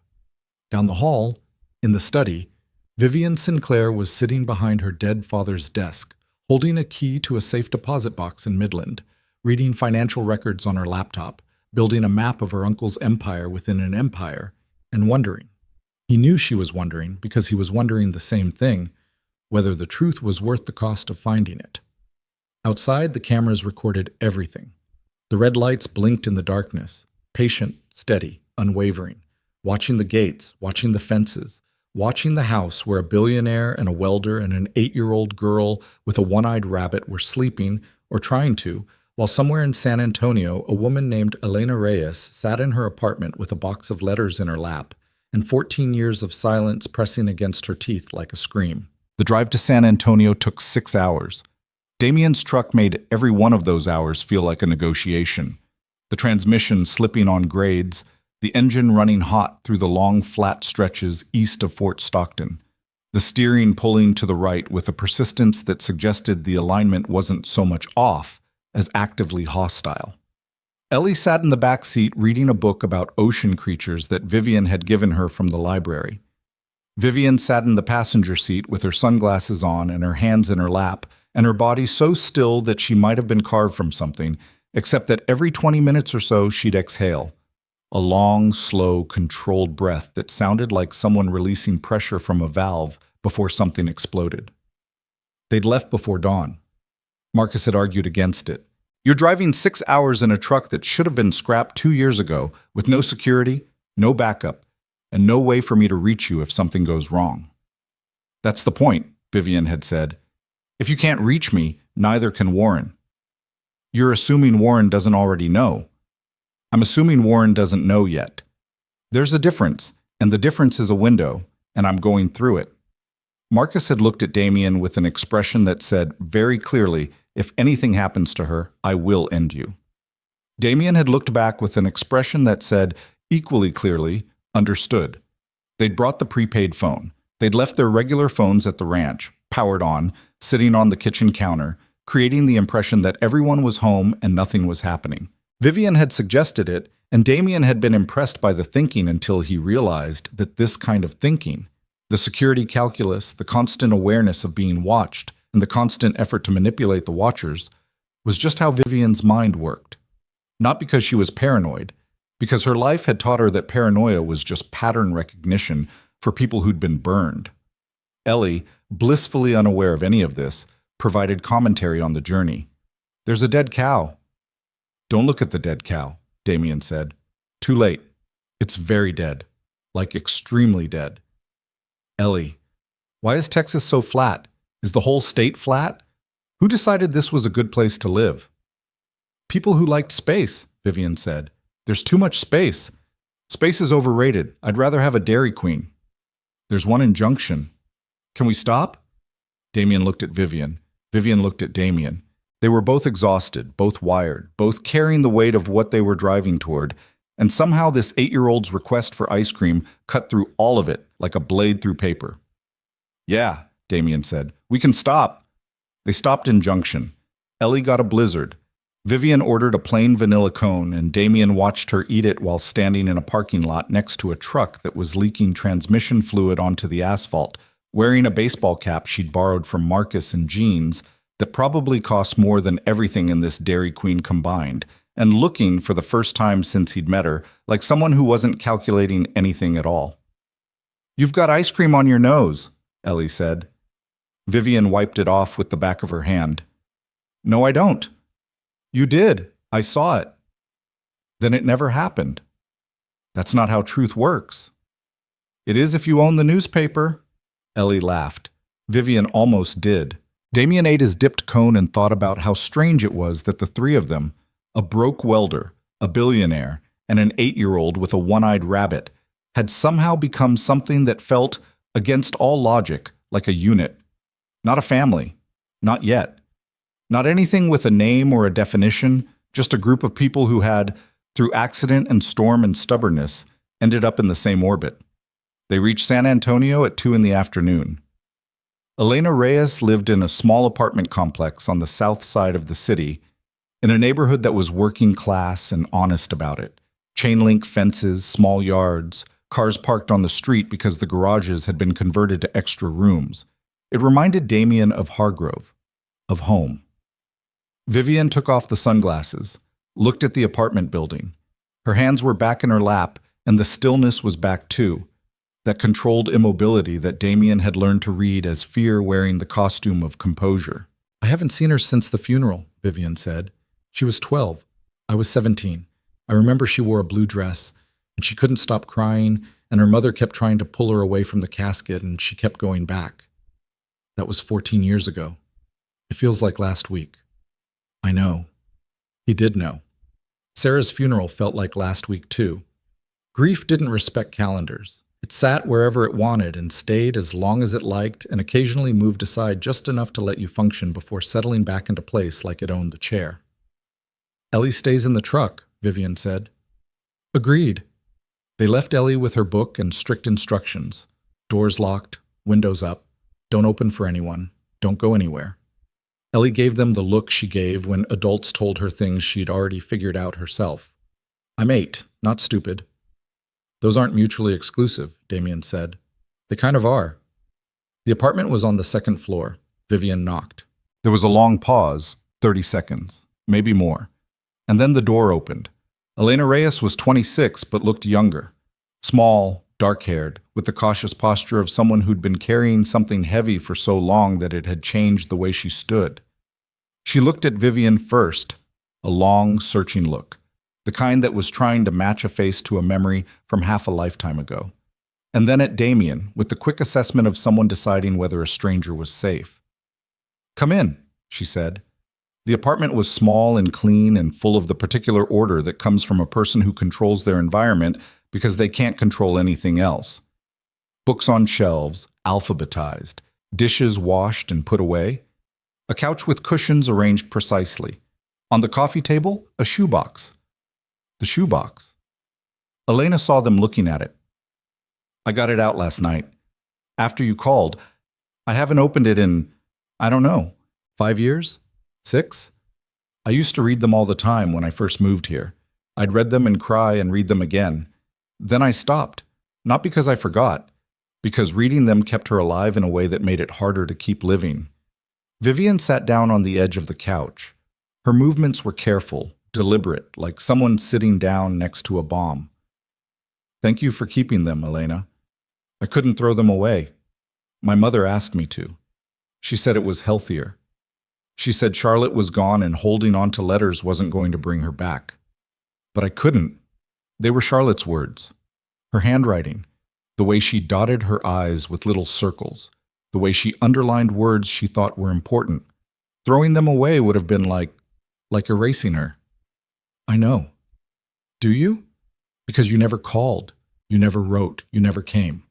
In 14 years, Vivian, not once. The accusation landed and Vivian took it. She didn't defend herself, didn't explain, didn't offer excuses about Warren or fear or the architecture of control that had kept her isolated on a ranch surrounded by cameras. She just sat there and absorbed it, the way a boxer absorbs a punch they know they deserve. You're right, Vivian said. I should have. I was afraid. Not of you. Of what finding you would mean. Of what it would start.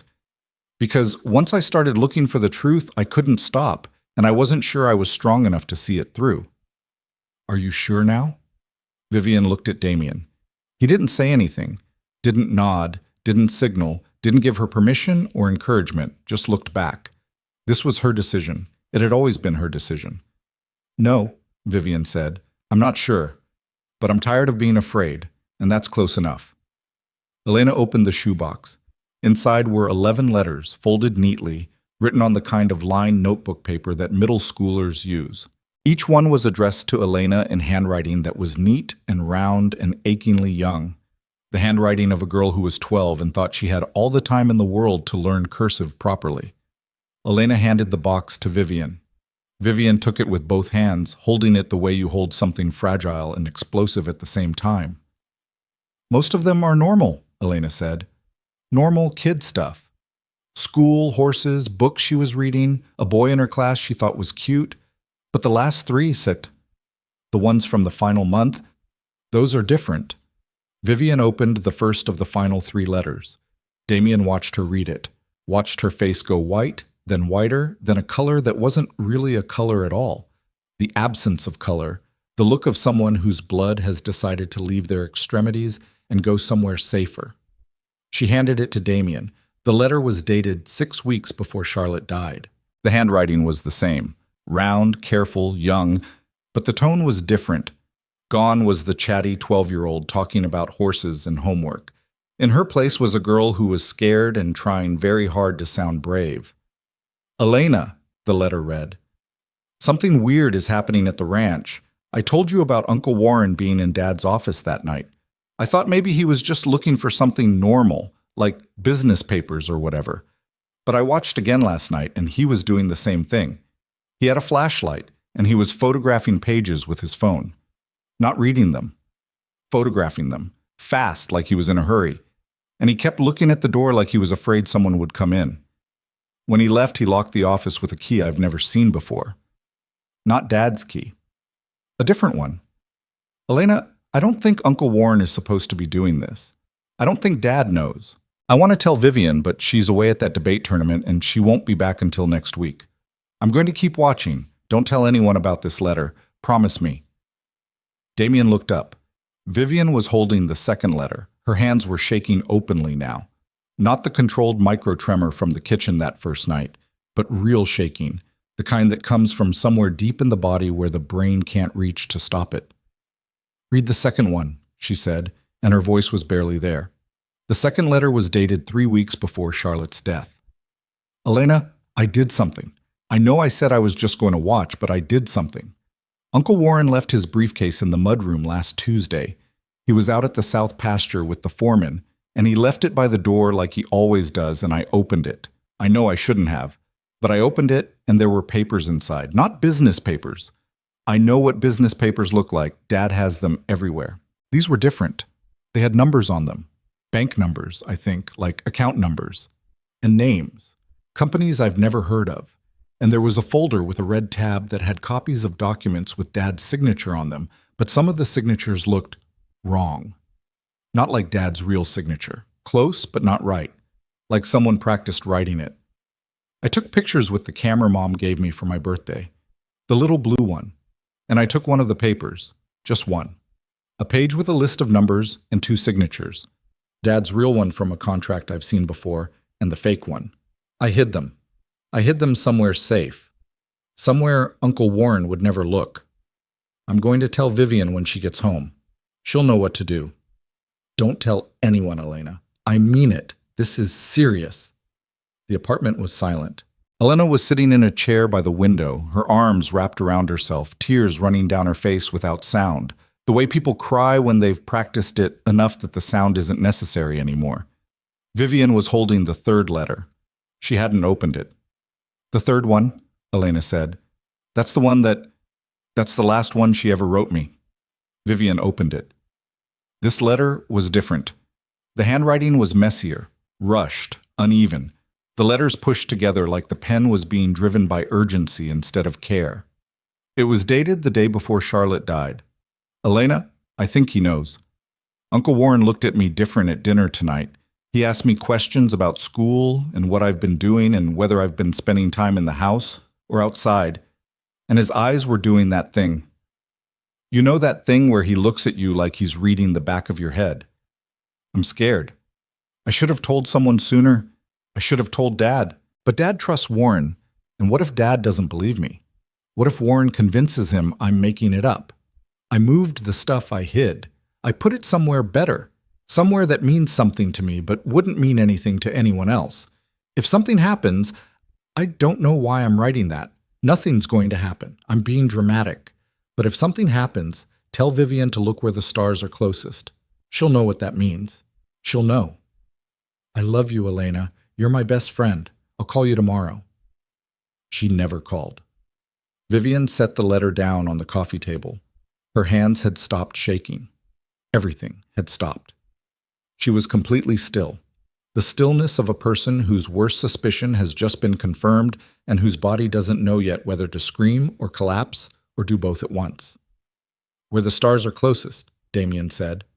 Vivian's eyes closed. When she opened them, they were clear. Brutally, terribly clear. The eyes of a woman who'd just had 14 years of uncertainty burned away in the time it took to read a dead girl's handwriting. The hayloft, she said. The old barn on the east side of the property. When we were kids, our father cut a hole in the roof. A skylight.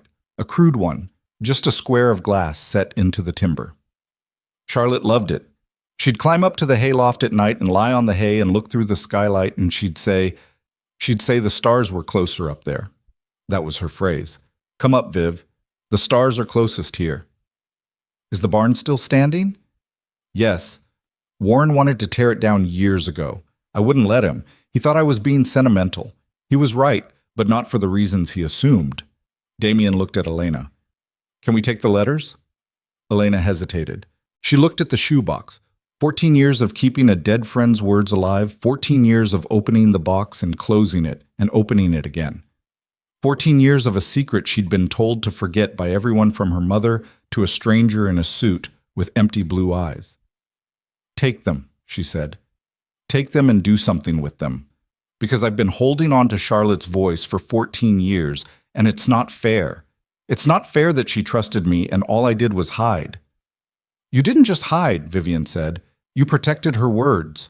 When everyone else was destroying evidence and threatening witnesses and covering up a murder, you, a 12-year-old girl, kept the one thing that could bring it all down. You kept the truth. Elena cried harder.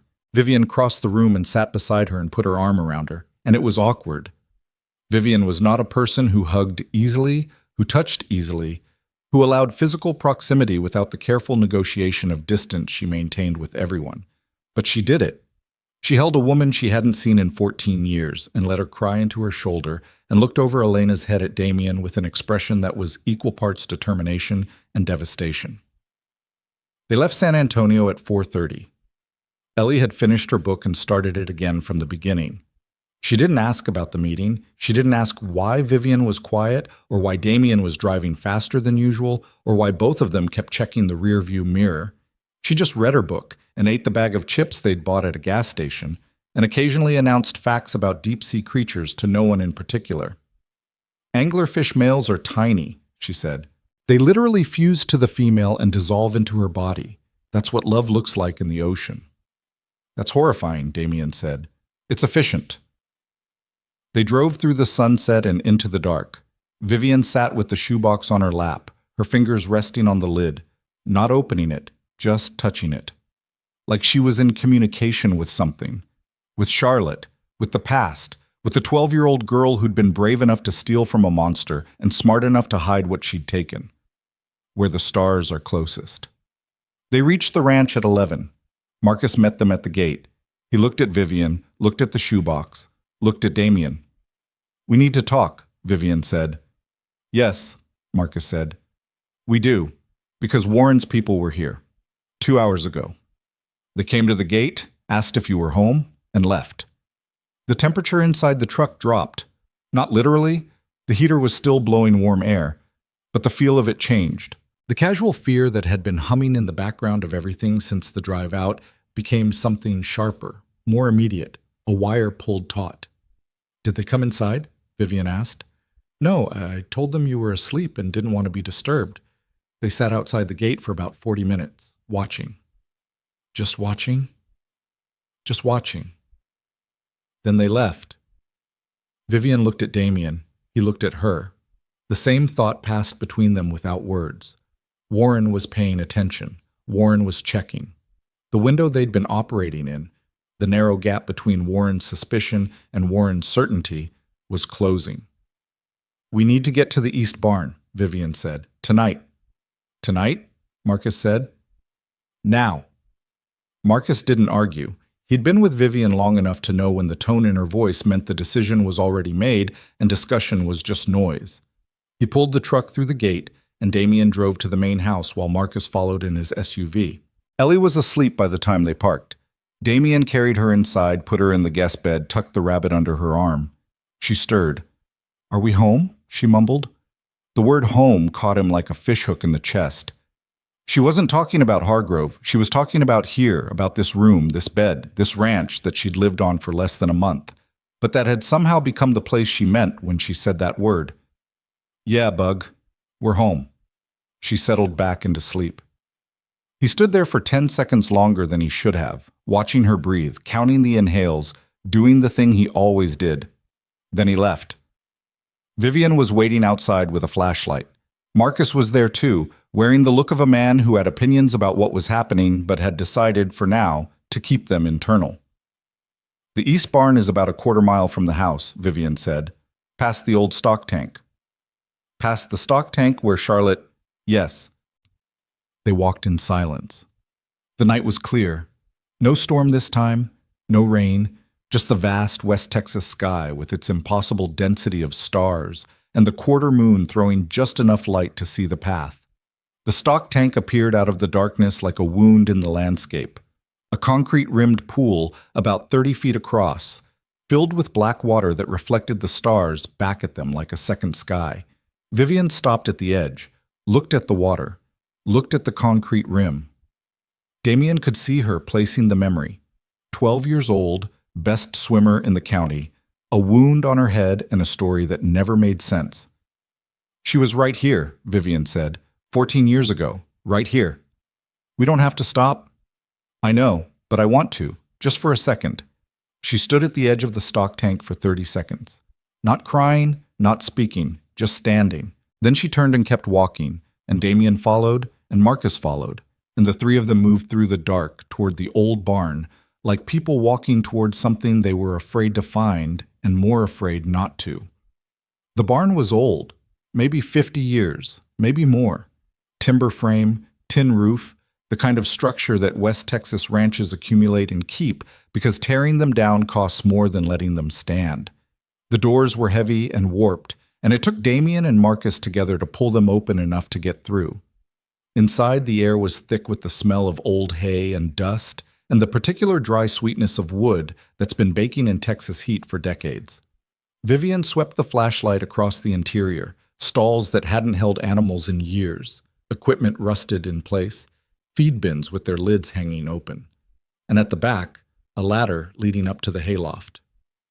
Charlotte used to climb that ladder every night in summer, Vivian said. My mother told her to stop. My father put a lock on the barn door. Charlotte picked the lock. She was 12 and she could pick locks. My father gave up. Vivian climbed first. The ladder was old but solid. The rungs held. The frame didn't shift. Damien followed.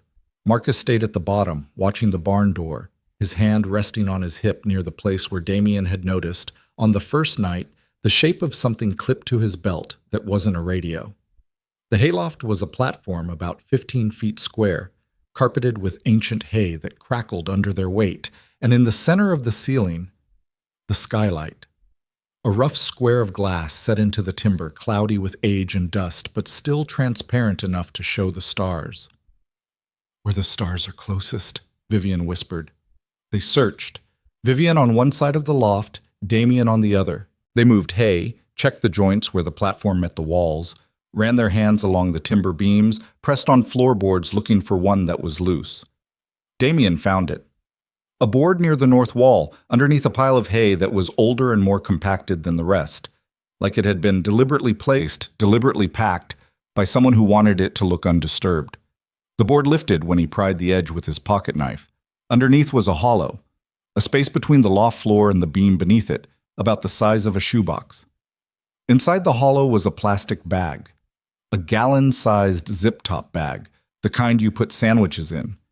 It was dusty, yellowed with age, but the seal was intact. Through the plastic, Damien could see papers, a folded document, and something else, a small blue camera, a child's camera, the kind parents buy as birthday gifts for kids who want to feel like photographers.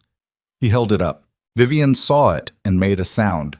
Not a word, not a cry, something between the two, the sound a person makes when they've been searching for something for 14 years and suddenly they're holding it, and the weight of it is nothing and everything at the same time.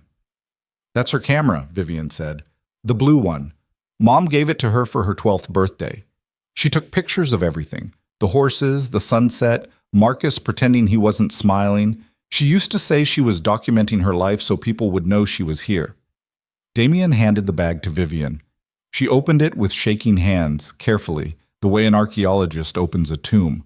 She unfolded the document. It was a single page, a list of account numbers, 8 of them, with corresponding entity names.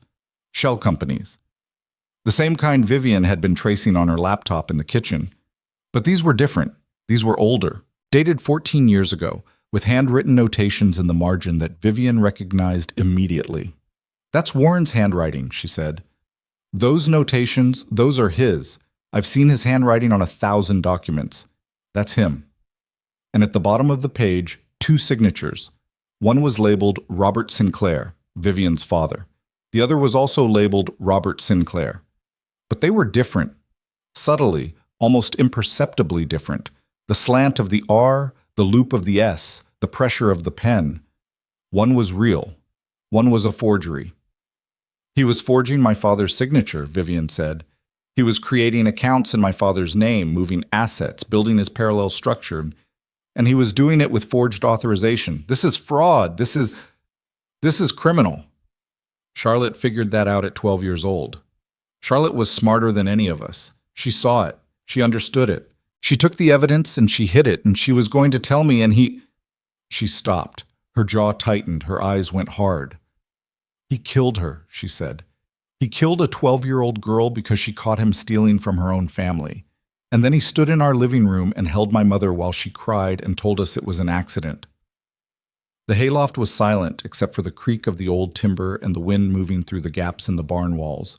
The stars burned through the skylight, close and cold and indifferent.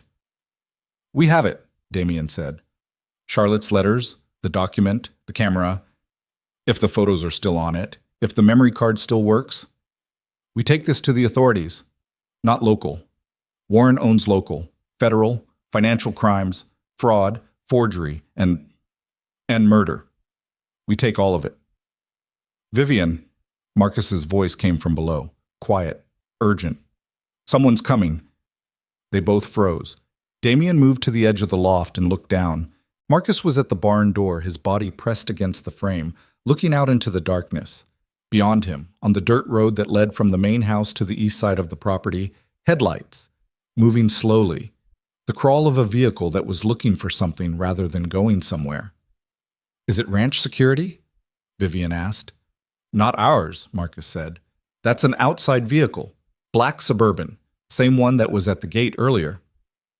Warren's people. They're coming to the barn? Damien asked. They're driving the perimeter, checking out buildings. They'll be here in about 3 minutes. Vivian looked at Damien.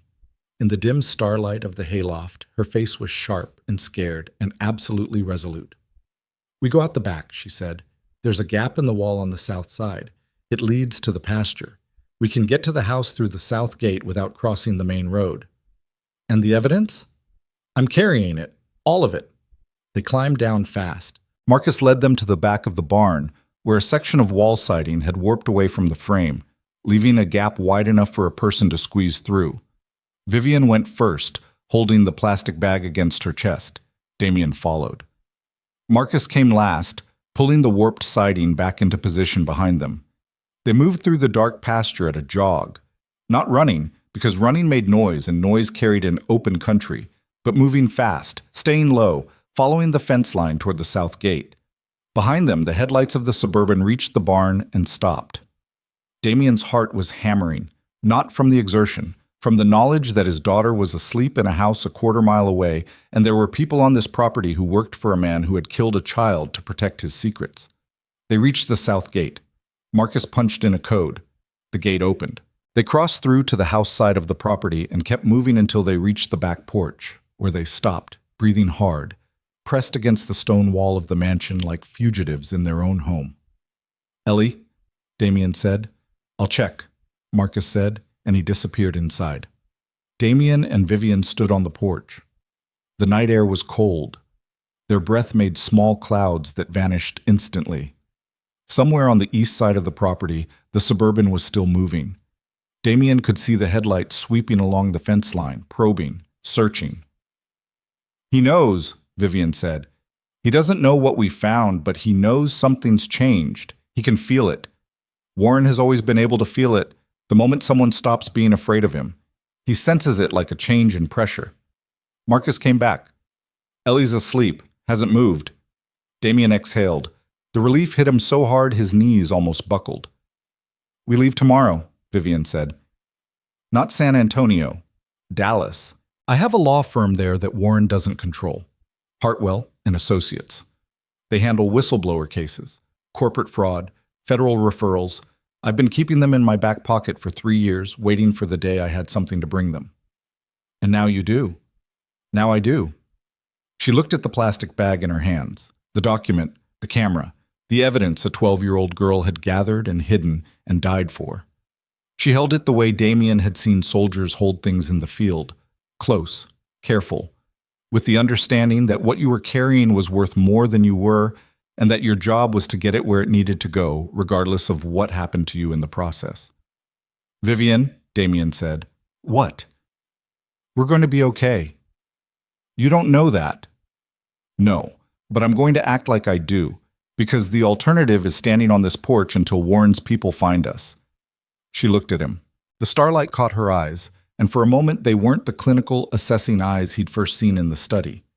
They were Charlotte's eyes, Elena's eyes, the eyes of every person who'd been touched by this family's poison and had survived long enough to fight back. Okay, she said. Okay. They went inside. They locked the doors. Marcus took up a position in the front hallway with a clear line of sight to the main entrance and the driveway beyond it. The Suburban's headlights disappeared from the east fence line, and whether the vehicle had left the property or simply turned off its lights was a question none of them could answer and all of them were thinking about. Damien went upstairs, checked on Ellie. She was asleep. The rabbit was still under her arm. Her breathing was steady. He sat on the edge of the bed. His hands were dirty. Hay dust, barn grime. 14 years of settled particles from a hayloft where a dead girl had hidden the truth about her own murder. He should shower. He should sleep. He should do a lot of things. Instead, he sat there and watched his daughter breathe, and held on to the knowledge that tomorrow they would drive to Dallas and hand a law firm a plastic bag containing the last act of a 12-year-old girl who had been braver than every adult around her, and that the thing Charlotte Sinclair had started in secret, watching, documenting, hiding evidence in a hayloft where the stars were closest, was about to come into the light. And the man who had spent 14 years making sure it stayed buried was about to learn that some things don't stay in the ground. Not when a dead girl's best friend keeps her letters in a shoebox. Not when a billionaire with bare feet and shaking hands refuses to stop looking. Not when a broke welder from a dying town decides that fixing things is worth more than being safe. The house settled around him. The cameras blinked their red lights in the darkness outside. And somewhere, on a road between the ranch and wherever Warren Sinclair slept at night, a black Suburban carried a report back to a man who had controlled everything for 30 years and was about to discover that control, like concrete, can hold for decades. But when it cracks, it doesn't crack slowly. They never made it to Dallas. Warren moved first. Damien woke at 5:30 in the morning to the sound of Marcus pounding on the guest room door. Not knocking, pounding, the flat-handed urgency of a man who had abandoned courtesy because courtesy was too slow. "Get up, now, both of you." Ellie sat up in bed, clutching the rabbit, her eyes wide in the gray pre-dawn light. Damien was already moving, pants, boots, shirt, the automatic dressing of a man whose body remembered the army even when his mind had moved on. What's happening? Warren filed an emergency motion with the court in Pecos County 3 hours ago. He's seeking a temporary restraining order against Vivian, removal from company operations, asset freeze, mental health evaluation. He's claiming she's unstable and a danger to the family's financial interests. Can he do that? He's doing it. The judge is Howard Crane. He's been on Warren's Christmas card list for 20 years. The hearing is at 9. If Vivian doesn't appear, the order goes through by default, and Warren takes operational control of everything. The ranch, the accounts, all of it. Damien's mind was racing. 4 hours ago, they'd been standing on the back porch with a bag full of evidence. Now Warren was swinging, and swinging hard, with the precision of a man who'd had this contingency planned for years, waiting on a shelf like a fire extinguisher, ready to pull the pin the moment things got hot. "Where's Vivian?" "Study. She's been up since 4. You should come." Damien looked at Ellie. She was watching him with that expression, the one that cataloged information and drew conclusions faster than most adults. "Is this bad?" she asked. "It's complicated." Complicated usually means bad. "Stay here. Lock the door. Don't open it for anyone except me or Marcus." "What about Vivian?" "Or Vivian." He kissed her forehead and followed Marcus downstairs. Vivian was in the study, but not behind the desk. She was standing in the middle of the room, surrounded by papers, printouts spread across the floor, the coffee table, the chair seats. Charlotte's letters were laid out on the desk alongside the document from the hayloft and the small blue camera, which was plugged into a laptop with a cable that looked like it had been jury-rigged from 3 different connectors. "The camera works," she said when Damien walked in. Her voice was flat, tight, the voice of someone operating on adrenaline and caffeine and the specific kind of fury that comes from being attacked by family. The memory card still had data, 47 photos. Charlotte photographed everything in Warren's briefcase, account statements, transfer orders, correspondence, and 6 pages of forged signatures. 6 pages, Damien. He wasn't just stealing from my father. He was building an entire shadow corporation using my father's identity. Vivian, I also pulled the financial records I've been compiling for the past 3 years. The shell companies, the transfers, the pattern of siphoning that I mapped on my laptop. Combined with Charlotte's evidence, it's a complete picture. 14 years of systematic fraud, asset theft, and identity falsification. Vivian, what? Warren filed a motion. You need to be in court in 4 hours. She stopped. The energy that had been driving her, the manic, fueled by discovery momentum, hit a wall. He watched it happen in real time, watched her face shift from determination to confusion to something colder, harder, the face of a woman who'd been fighting an opponent for so long that she recognized his moves before he finished making them. "Of course he did," she said. "Of course. He felt it last night, the shift, the change. His people came to the ranch, and when they left, they told him something was different. And Warren doesn't wait to find out what's different. He strikes first and sorts through the wreckage later. Can you fight the motion? Not in Howard Crane's courtroom. Crane will do what Warren tells him to do. He's been doing what Warren tells him to do for 2 decades. Then don't fight it in Crane's courtroom." She looked at him. "Take everything. The letters, the photos, the financial records, all of it. And don't go to Pecos County. Go to the FBI. Go to the federal prosecutor's office in San Antonio. Go over Warren's head, over Crane's head, over everybody's head. He built his system to control local courts, local police, local media. He didn't build it to control the federal government. If I don't show up to the hearing, the restraining order goes through. He gets control of the ranch, the accounts. Let him take it, all of it, for now. Because what you have on this desk is worth more than the ranch, more than the accounts, more than everything Warren thinks he's fighting for. You have proof that he forged your father's signatures, stole from his own family, and you have the basis for a murder investigation into a 12-year-old girl's death. A federal investigation, the kind Warren can't buy his way out of." The room was quiet.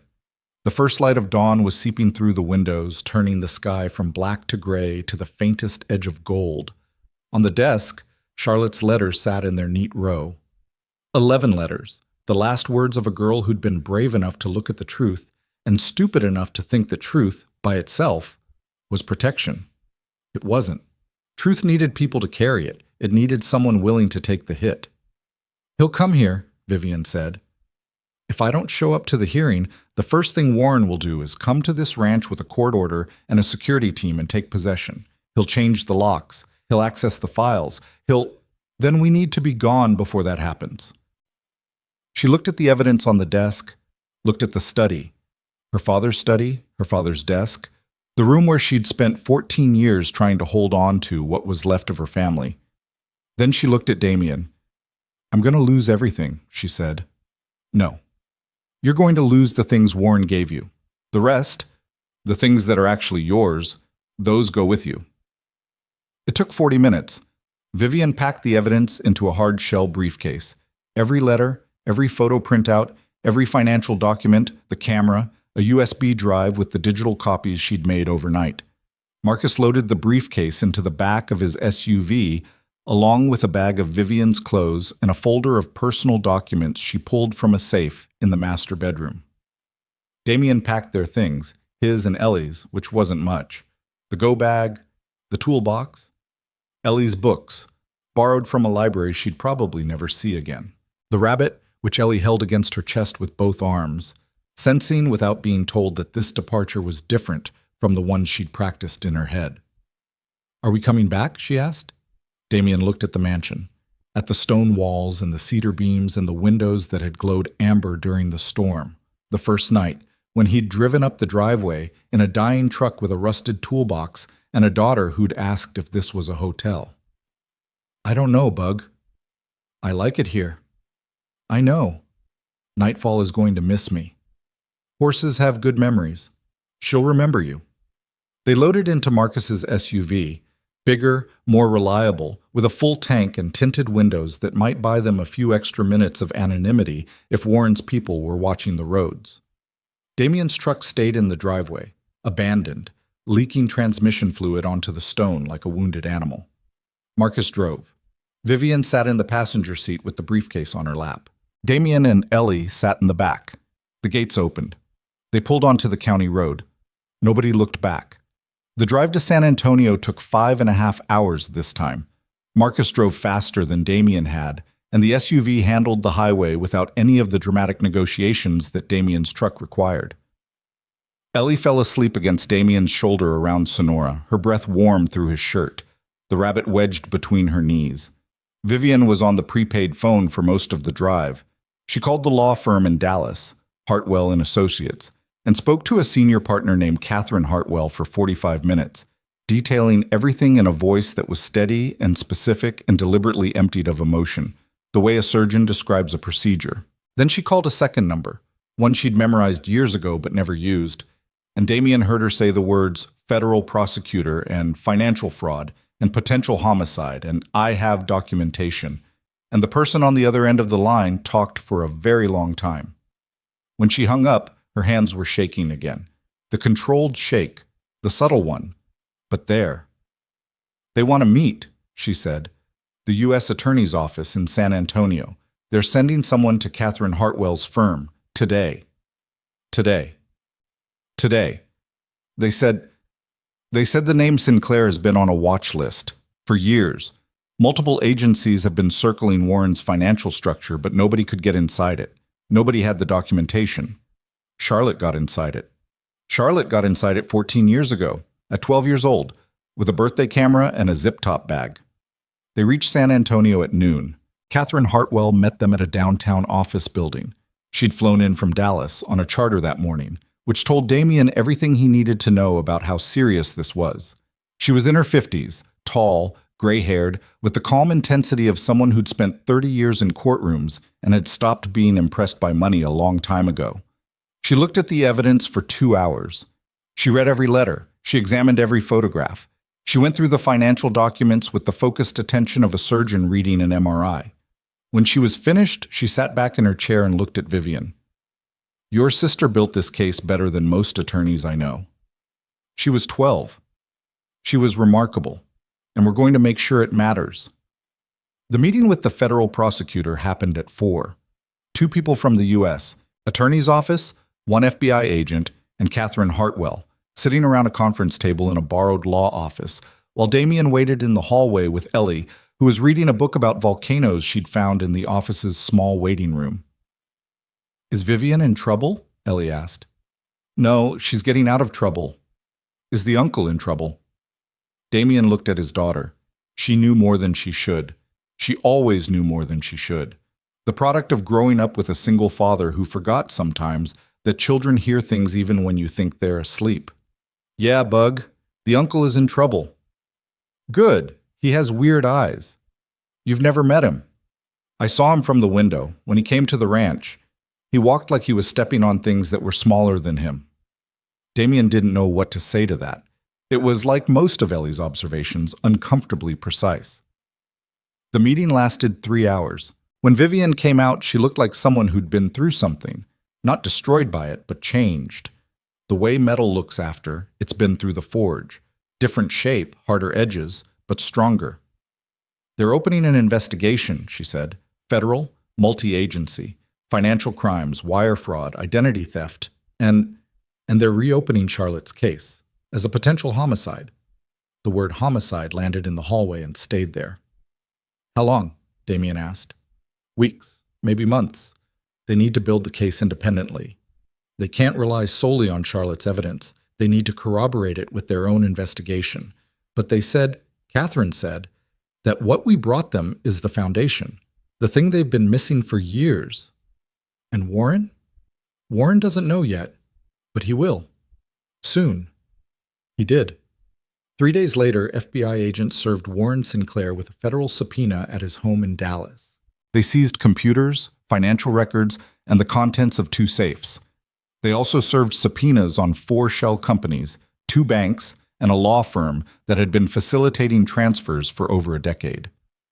Warren's response was exactly what Vivian had predicted. Not panic, not flight, but aggression. Within 24 hours, his attorneys filed motions in 3 different courts. They issued public statements calling the investigation politically motivated. They launched a media campaign portraying Vivian as an unstable heiress, making baseless accusations against the uncle who'd raised her after her parents' death. It almost worked. For about a week, the narrative was Warren's, the steady, responsible patriarch being attacked by a troubled young woman and her, and this was the phrase his media team used, unvetted associates. Damien saw himself on the news, a photo from somewhere, his driver's license probably, alongside a headline that described him as a drifter, an itinerant laborer who had ingratiated himself with the Sinclair heiress. Drifter, Damien said, staring at his phone in the hotel room they'd been staying in since leaving the ranch. "I've lived in Hargrove my entire adult life. I'm the opposite of a drifter." "They don't care about accuracy," Vivian said. She was sitting on the other bed with her laptop open, monitoring the coverage the way a general monitors a battlefield. Clinically, systematically, tracking every development. "They care about narrative. And the narrative Warren wants is simple.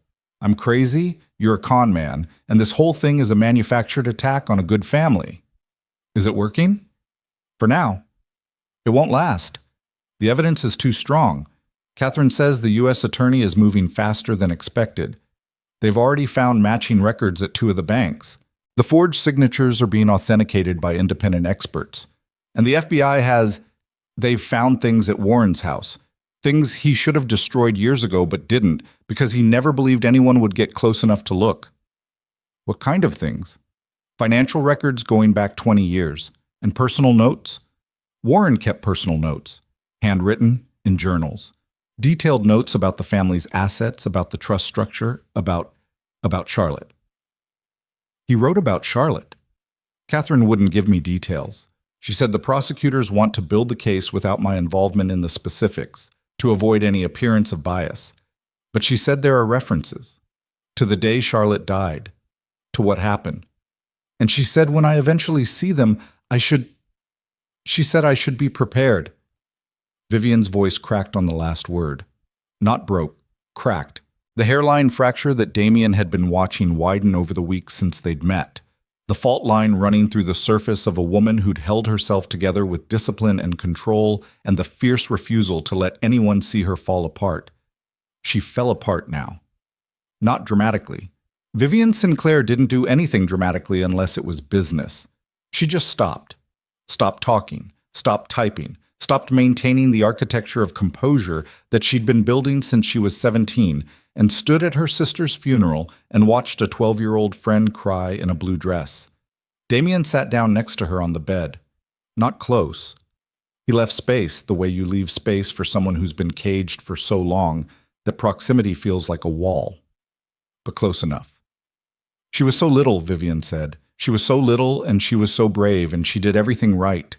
She watched, she documented, she hid the evidence, she told someone she trusted. She did everything right. And it didn't save her. It's saving you. That's not enough." "I know, but it's what there is." She leaned against him, not falling, not collapsing, leaning, the deliberate, voluntary act of a woman who was choosing, for the first time in 14 years, to let some of her weight rest on someone else. He felt her shoulder against his, her hair against his neck, the heat of her body through 2 layers of clothing. He put his arm around her. She didn't pull away. Ellie appeared in the doorway of the connecting room, holding the rabbit, looking at the 2 of them with an expression that contained no surprise whatsoever. "Finally," she said. "Go back to bed," Damien said. "I've been waiting for this for like 3 weeks." "You're 8. "I'm observant. There's a difference." She disappeared back into her room. They heard the bed creak as she climbed in. Vivian laughed. It was small and broken and wet, and it was the first real laugh Damien had heard from her. Not the almost laugh, not the half laugh, but the real one. The one that came from somewhere below the armor, below the control, below the years of isolation and fear. "Your daughter," Vivian said. "Yeah. She's the best person I've ever met. She gets it from her mother. She gets it from both of you." The investigation took 11 weeks. In that time, Damien, Vivian, and Ellie moved between 3 hotels, 2 safe houses arranged by Catherine Hartwell's firm, and eventually a rented house in Austin, where Ellie enrolled in a school for the remainder of the semester and immediately became, according to her teacher, the most opinionated 3rd grader I've ever encountered. Vivian worked. Not at Sinclair Holdings. Warren's emergency motion had succeeded in Pecos County, and he'd taken operational control of the company and the ranch, at least temporarily. But Vivian worked with Catherine and the federal prosecutors, going through records, identifying transactions, explaining the family's financial architecture with the precision of someone who'd been studying it for years. She was good at it, sharp, thorough, relentless. The woman who'd wanted to study veterinary science had become by necessity, an expert in the specific kind of financial crime her uncle practiced. Damien worked too. He found welding jobs in Austin, commercial work, industrial repair, the kind of steady employment that existed in a city instead of a dying town. He made decent money. He paid down the electric bill, the hospital payments, the accumulated debt that had been sitting on his shoulders like concrete since Sarah's death. He wasn't getting rich. He wasn't getting comfortable. But for the first time in 4 years, he was moving forward instead of standing still. And in the evenings, when Ellie was asleep and the house was quiet, he and Vivian sat on the back porch of the rented house and talked. Not about the case, not about Warren, not about the ongoing federal investigation that was dismantling the Sinclair empire piece by piece. About other things. About what came next. About what they wanted. About the terrifying, exhilarating possibility that the life they were living right now, cramped house, borrowed furniture, a kid who did her homework on the kitchen floor, might be better than the lives they'd had before. "I don't miss the ranch," Vivian said one night. This surprised Damien, and she saw that it surprised him, and she shook her head. "I miss Charlotte's barn. I miss nightfall. I miss the sky. But the house, the mansion, the stone floors, the art on the walls, I don't miss any of it. It was never mine. It was my father's, and then it was Warren's, and I just lived in it like a tenant who'd forgotten to leave." "What do you want?" Damien asked. "I want a house with a kitchen I can burn things in without it being a news story. I want a horse I can ride without a security detail following me. I want to wake up in the morning and not check the cameras to see who came to the gate while I was sleeping." "That's all achievable." "I know. That's what scares me. I spent so long wanting impossible things, justice, safety, Charlotte back, that I forgot how to want normal things. Normal things are harder. Impossible things you can't fail at because they were never going to happen anyway. Normal things, a kitchen, a horse, someone who stays, those you can lose." "I'm not going anywhere." "You keep saying that because it keeps being true." Warren Sinclair was arrested on a Tuesday morning in late spring. Federal marshals took him at his Dallas home. The charges were extensive. 18 counts of wire fraud, 12 counts of identity theft, 6 counts of forgery, 4 counts of tax evasion, 2 counts of witness intimidation, and 1 count that the news reports described as obstruction of justice in connection with the death of Charlotte Sinclair, a minor. Not murder. Not yet. The prosecutors told Vivian that murder charges were possible, but would require additional evidence and grand jury proceedings. The obstruction charge was what they could prove now, that Warren had interfered with the original investigation into Charlotte's death, had intimidated witnesses, had destroyed evidence. The murder itself was harder. 14 years of cover-up had done what cover-ups do. Eroded the physical evidence, scattered the witnesses, buried the truth under layers of time and silence. But Warren's journals helped. The handwritten notes that he'd kept, the ones Catherine had warned Vivian about, contained entries from the week of Charlotte's death. Not confessions exactly. Warren was too careful for that. But references. Careful clinical references to the situation with C and the need for resolution and steps taken to protect the family's position. The kind of language a man uses when he's writing about something he did and doesn't want to name it, even to himself. Vivian read the entries in Catherine's office. Damien sat beside her. She didn't cry. She didn't shake. She read every word, turned every page, and when she was finished, she set the copies down on the desk and said, in a voice that was very quiet and very steady, he called it a situation. My sister. He called her a situation. The trial took 4 months. Vivian testified for 3 days. She was questioned, cross-examined, challenged, and attacked by Warren's defense team, a squadron of attorneys from Houston who treated her the way Warren had always treated her, like a difficult asset that needed to be managed. She didn't manage. She told the truth. She told it clearly, chronologically, without embellishment, without self-pity, without the drama that the media was hoping for. She told the jury about Charlotte's letters. She told them about the hayloft. She told them about the forged signatures and the shadow corporation and the 14 years of control and surveillance and fear. She told them about a 12-year-old girl who'd written to her best friend, tell Vivian to look where the stars are closest, and then had gone to a stock tank she knew better than her own bedroom and had somehow, impossibly, accidentally drowned. Elena Reyes testified too. She told them about the letters, about the man who'd come to her family's house after Charlotte died, about 14 years of keeping a shoebox in her closet because throwing away a dead girl's words felt like letting the people who killed her win. The jury convicted Warren Sinclair on all counts in 6 hours. The sentencing came 2 weeks later. 23 years in federal prison. Warren stood in the courtroom in a suit that still looked expensive, his silver hair still perfectly cut, his blue eyes still empty. When the judge read the sentence, Warren's expression didn't change. He looked at Vivian across the courtroom with the same flat assessment he'd given Damien in the hallway of the ranch, categorizing, dismissing, filing her away in the column marked irrelevant. But his hands were shaking.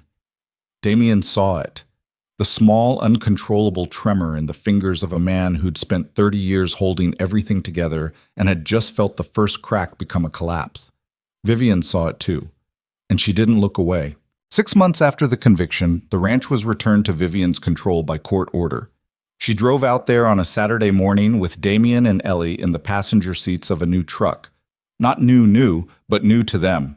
A used F250 that Damien had found in Austin and rebuilt the transmission on himself because some habits die hard, and this one shouldn't. The gates were open when they arrived. Not the security gates, those were still there. But they were open, unlocked, standing wide in the morning sun like arms extended. Vivian had given the order the day before. No more locked gates during the day. No more cameras on the fence line. The 47 surveillance cameras had been reduced to 12, all pointed outward. None pointed at the house. Marcus had supervised the removal personally, and Damien suspected he'd enjoyed it more than he'd ever admit.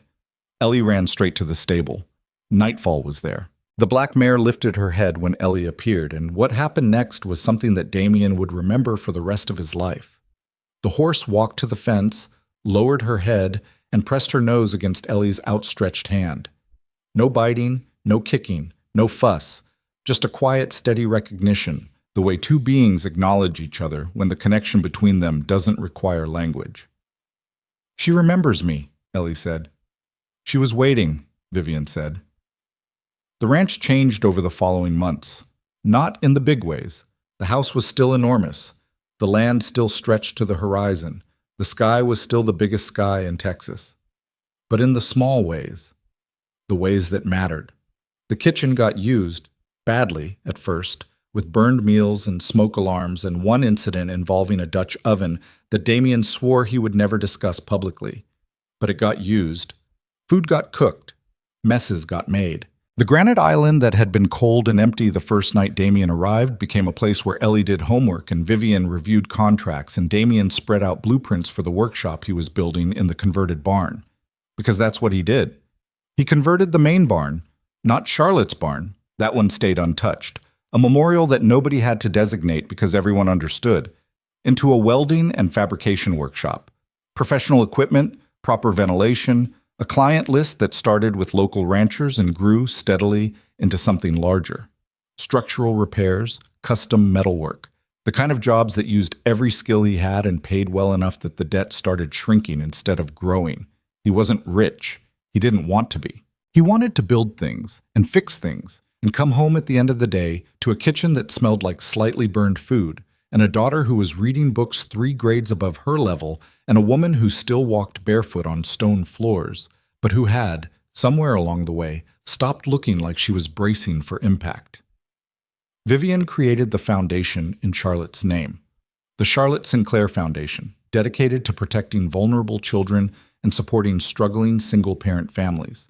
She funded it with a significant portion of the assets recovered from Warren Shadow Corporation, money that had been stolen from her family, laundered through shell companies, and hidden for 14 years.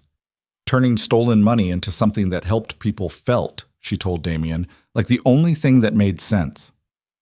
Elena Reyes became the foundation's first director. She moved from San Antonio to a small house on the ranch property, one of the foreman's quarters that Damien renovated, because renovating things was what he did. And she brought with her the same quiet strength she'd carried for 14 years. The shoebox of letters went to the foundation's office, where they were framed and displayed on a wall that Vivian visited every morning before she started work. Marcus stayed. He stayed because the job was different now. Not guarding a prisoner, not maintaining a cage, but protecting a family. A real one. The kind where an 8-year-old girl teaches you the NATO phonetic alphabet and calls you by your first name and tells you, with the unfiltered honesty that only children possess, that you'd look less scary if you smiled more. He smiled more. On a Saturday evening in late autumn, Damien sat on the porch of the ranch house, the porch where he and Vivian had stood in the dark after running from the east barn, pressed against the stone wall, listening for the Suburban's engine, and watched the sun drop below the West Texas horizon. The sky went from blue to gold to deep red, and the land turned dark and soft, and the stars began appearing one by one, filling the enormous space above him with the cold, distant, beautiful light that Charlotte Sinclair had loved. Ellie was in the stable, feeding Nightfall an apple. Marcus was sitting in a chair by the front door, reading a novel that Ellie had recommended, and that he would later describe reluctantly as not terrible. Vivian was inside, on the phone with Catherine Hartwell, discussing the final disposition of the company assets and the restructuring of Sinclair Holdings under new independent management. The door opened behind him. Vivian came out, barefoot as always, and sat down in the chair next to his. She'd been on the phone for an hour, and her voice was slightly hoarse, and she looked tired in the normal way that people look tired. The end of a long day kind, not the end of a long decade kind. Catherine says the restructuring should be complete by spring. New board, new management, independent oversight. Warren's trust is being dissolved. Good. She also said the prosecutors are moving forward with the murder charge. Grand jury next month. Damien looked at her. How do you feel about that? I feel like it should have happened 14 years ago. I feel like my sister should be alive. I feel like my mother should have lived long enough to see Warren answer for what he did. I feel angry and sad and relieved and guilty, all at the same time, and I don't know which one to sit with. All of them. That's the only option that works. That sounds exhausting. It is, but it's honest. And honest is better than numb. She reached over and took his hand. Not dramatically. Not in the way that happens in stories where everything is timed and lit and scripted. She just reached over and took it, the way a person does when they've decided that the space between two chairs is too wide, and the simplest solution is a hand. Her fingers were cold. They were always cold. One of the many small, imperfect details that Damien had cataloged over the months. Cold fingers, a tendency to burn food, a habit of walking into rooms and forgetting why she'd come, a laugh that was still rare but getting less so, a way of standing at windows and looking at landscapes as if she were seeing them for the first time, even though she'd been looking at them her whole life. She wasn't perfect. She was difficult and guarded and sometimes sharp in ways that left marks. She worked too much and slept too little and had a relationship with vulnerability that was, at best, adversarial. She made decisions without consulting anyone, and then was surprised when people had opinions about those decisions. She was learning, slowly, imperfectly, the way everyone learns. Damien wasn't perfect either. He was stubborn and proud and had a tendency to carry things alone when he should ask for help. He spent too much time in the workshop and not enough time sitting still. He talked to his dead wife sometimes, late at night, standing in the driveway the way he used to in Hargrove, telling Sarah about the day, about Ellie, about the woman he'd met during a storm who was nothing like Sarah and wasn't trying to be.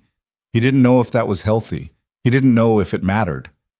Ellie came running across the yard, covered in hay and horsehair, the rabbit dangling from one hand. Nightfall ate the whole apple, core and everything. Is that okay? Can horses eat apple cores? I feel like I should have researched this before I gave it to her. Horses can eat apple cores, Vivian said. You're sure?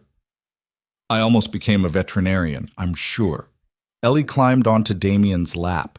She was getting big for this, 8 going on 9, long-legged, all elbows and knees, but she fit, the way she'd always fit, curled against his chest with her head under his chin and the rabbit pressed between them. Daddy? Yeah, Bug? Are we staying? He looked at Vivian. She looked at him. The sky behind her was darkening, the last light fading, the stars coming out in their millions, close and bright and steady. "Yeah," he said. "We're staying." Ellie nodded against his chest. "Good. Because I already told my teacher I live on a ranch and she didn't believe me and I need to prove it." "That's your reason?" "I have other reasons, but that's the urgent one." The three of them sat on the porch as the night came in. Marcus went inside at some point, and the lights in the house turned on behind them, warm and amber, throwing long rectangles of gold across the stone. Somewhere in the stable, nightfall made a sound. Low, contented, the sound of an animal that had stopped waiting. Here's the thing about people who have been broken. They don't get fixed. Not really. Not the way a fence gets fixed, or a roof gets sealed, or a transmission gets rebuilt. The cracks stay, the scars stay. The memories of the damage stay. What changes is not the damage itself, but the relationship to it. The way a person carries what happened to them. The way they hold it. The way they let it sit alongside the new things growing up through the wreckage. Vivian Sinclair owned everything and had nothing. A broke welder from a dying town showed up during a storm and didn't look at the money, didn't calculate the advantage, didn't ask what he could get. He looked at the woman, and the woman, for the first time in 14 years, let herself be seen. That's not a love story. Or maybe it is. Maybe the best love stories aren't about two people finding each other. Maybe they're about two people who were both drowning, in different oceans, for different reasons, and who happened to reach the surface at the same time, in the same place, gasping for the same air. Damian Carter arrived at Sinclair Ranch looking for a paycheck. He found a dead girl's truth hidden in a hayloft, a billionaire trapped in a cage made of leverage and fear, and a reason to stop just surviving and start building something worth keeping. Vivian Sinclair spent 14 years behind locked gates and surveillance cameras, waiting for someone brave enough to ask the questions nobody else would ask. She didn't find a hero. She found a tired man with a rusted toolbox and a daughter who talked to horses and a refusal, bone deep and immovable, to walk away from things that were broken. Neither of them saved the other. That's not how it works. That's not how anything works. They just decided, separately and together, that the truth was worth more than safety, that love was worth more than control, and that the bravest thing a person can do isn't fight. It's stay. Stay when it's hard. Stay when it's dangerous. Stay when every rational calculation says to run. On the porch, Ellie fell asleep. Damian carried her inside the way he always did. Vivian followed, barefoot on stone floors that were finally, after all these years, warm. The gates stayed open, the stars burned overhead, and somewhere in the house, in a room that used to be a study and was now just a room, no ghosts, no locked drawers, no shadows that nobody talked about, a framed photograph sat on a bookshelf. Two girls on a fence rail, squinting into the sun, arms around each other, smiling like the future was something to look forward to. Charlotte would have been 26. She would have been extraordinary. She would have done things that mattered and loved people who deserved it, and written letters that made the world feel smaller and kinder and more honest. She didn't get that chance. But her words survived, her truth survived, and the sister she left behind finally stopped carrying it alone. That's the story. Not of a billionaire and a welder, not of money and poverty, power and helplessness, but of a 12-year-old girl who hid the truth where the stars are closest, and the people who found it, and what they built from the wreckage of everything that tried to keep it buried.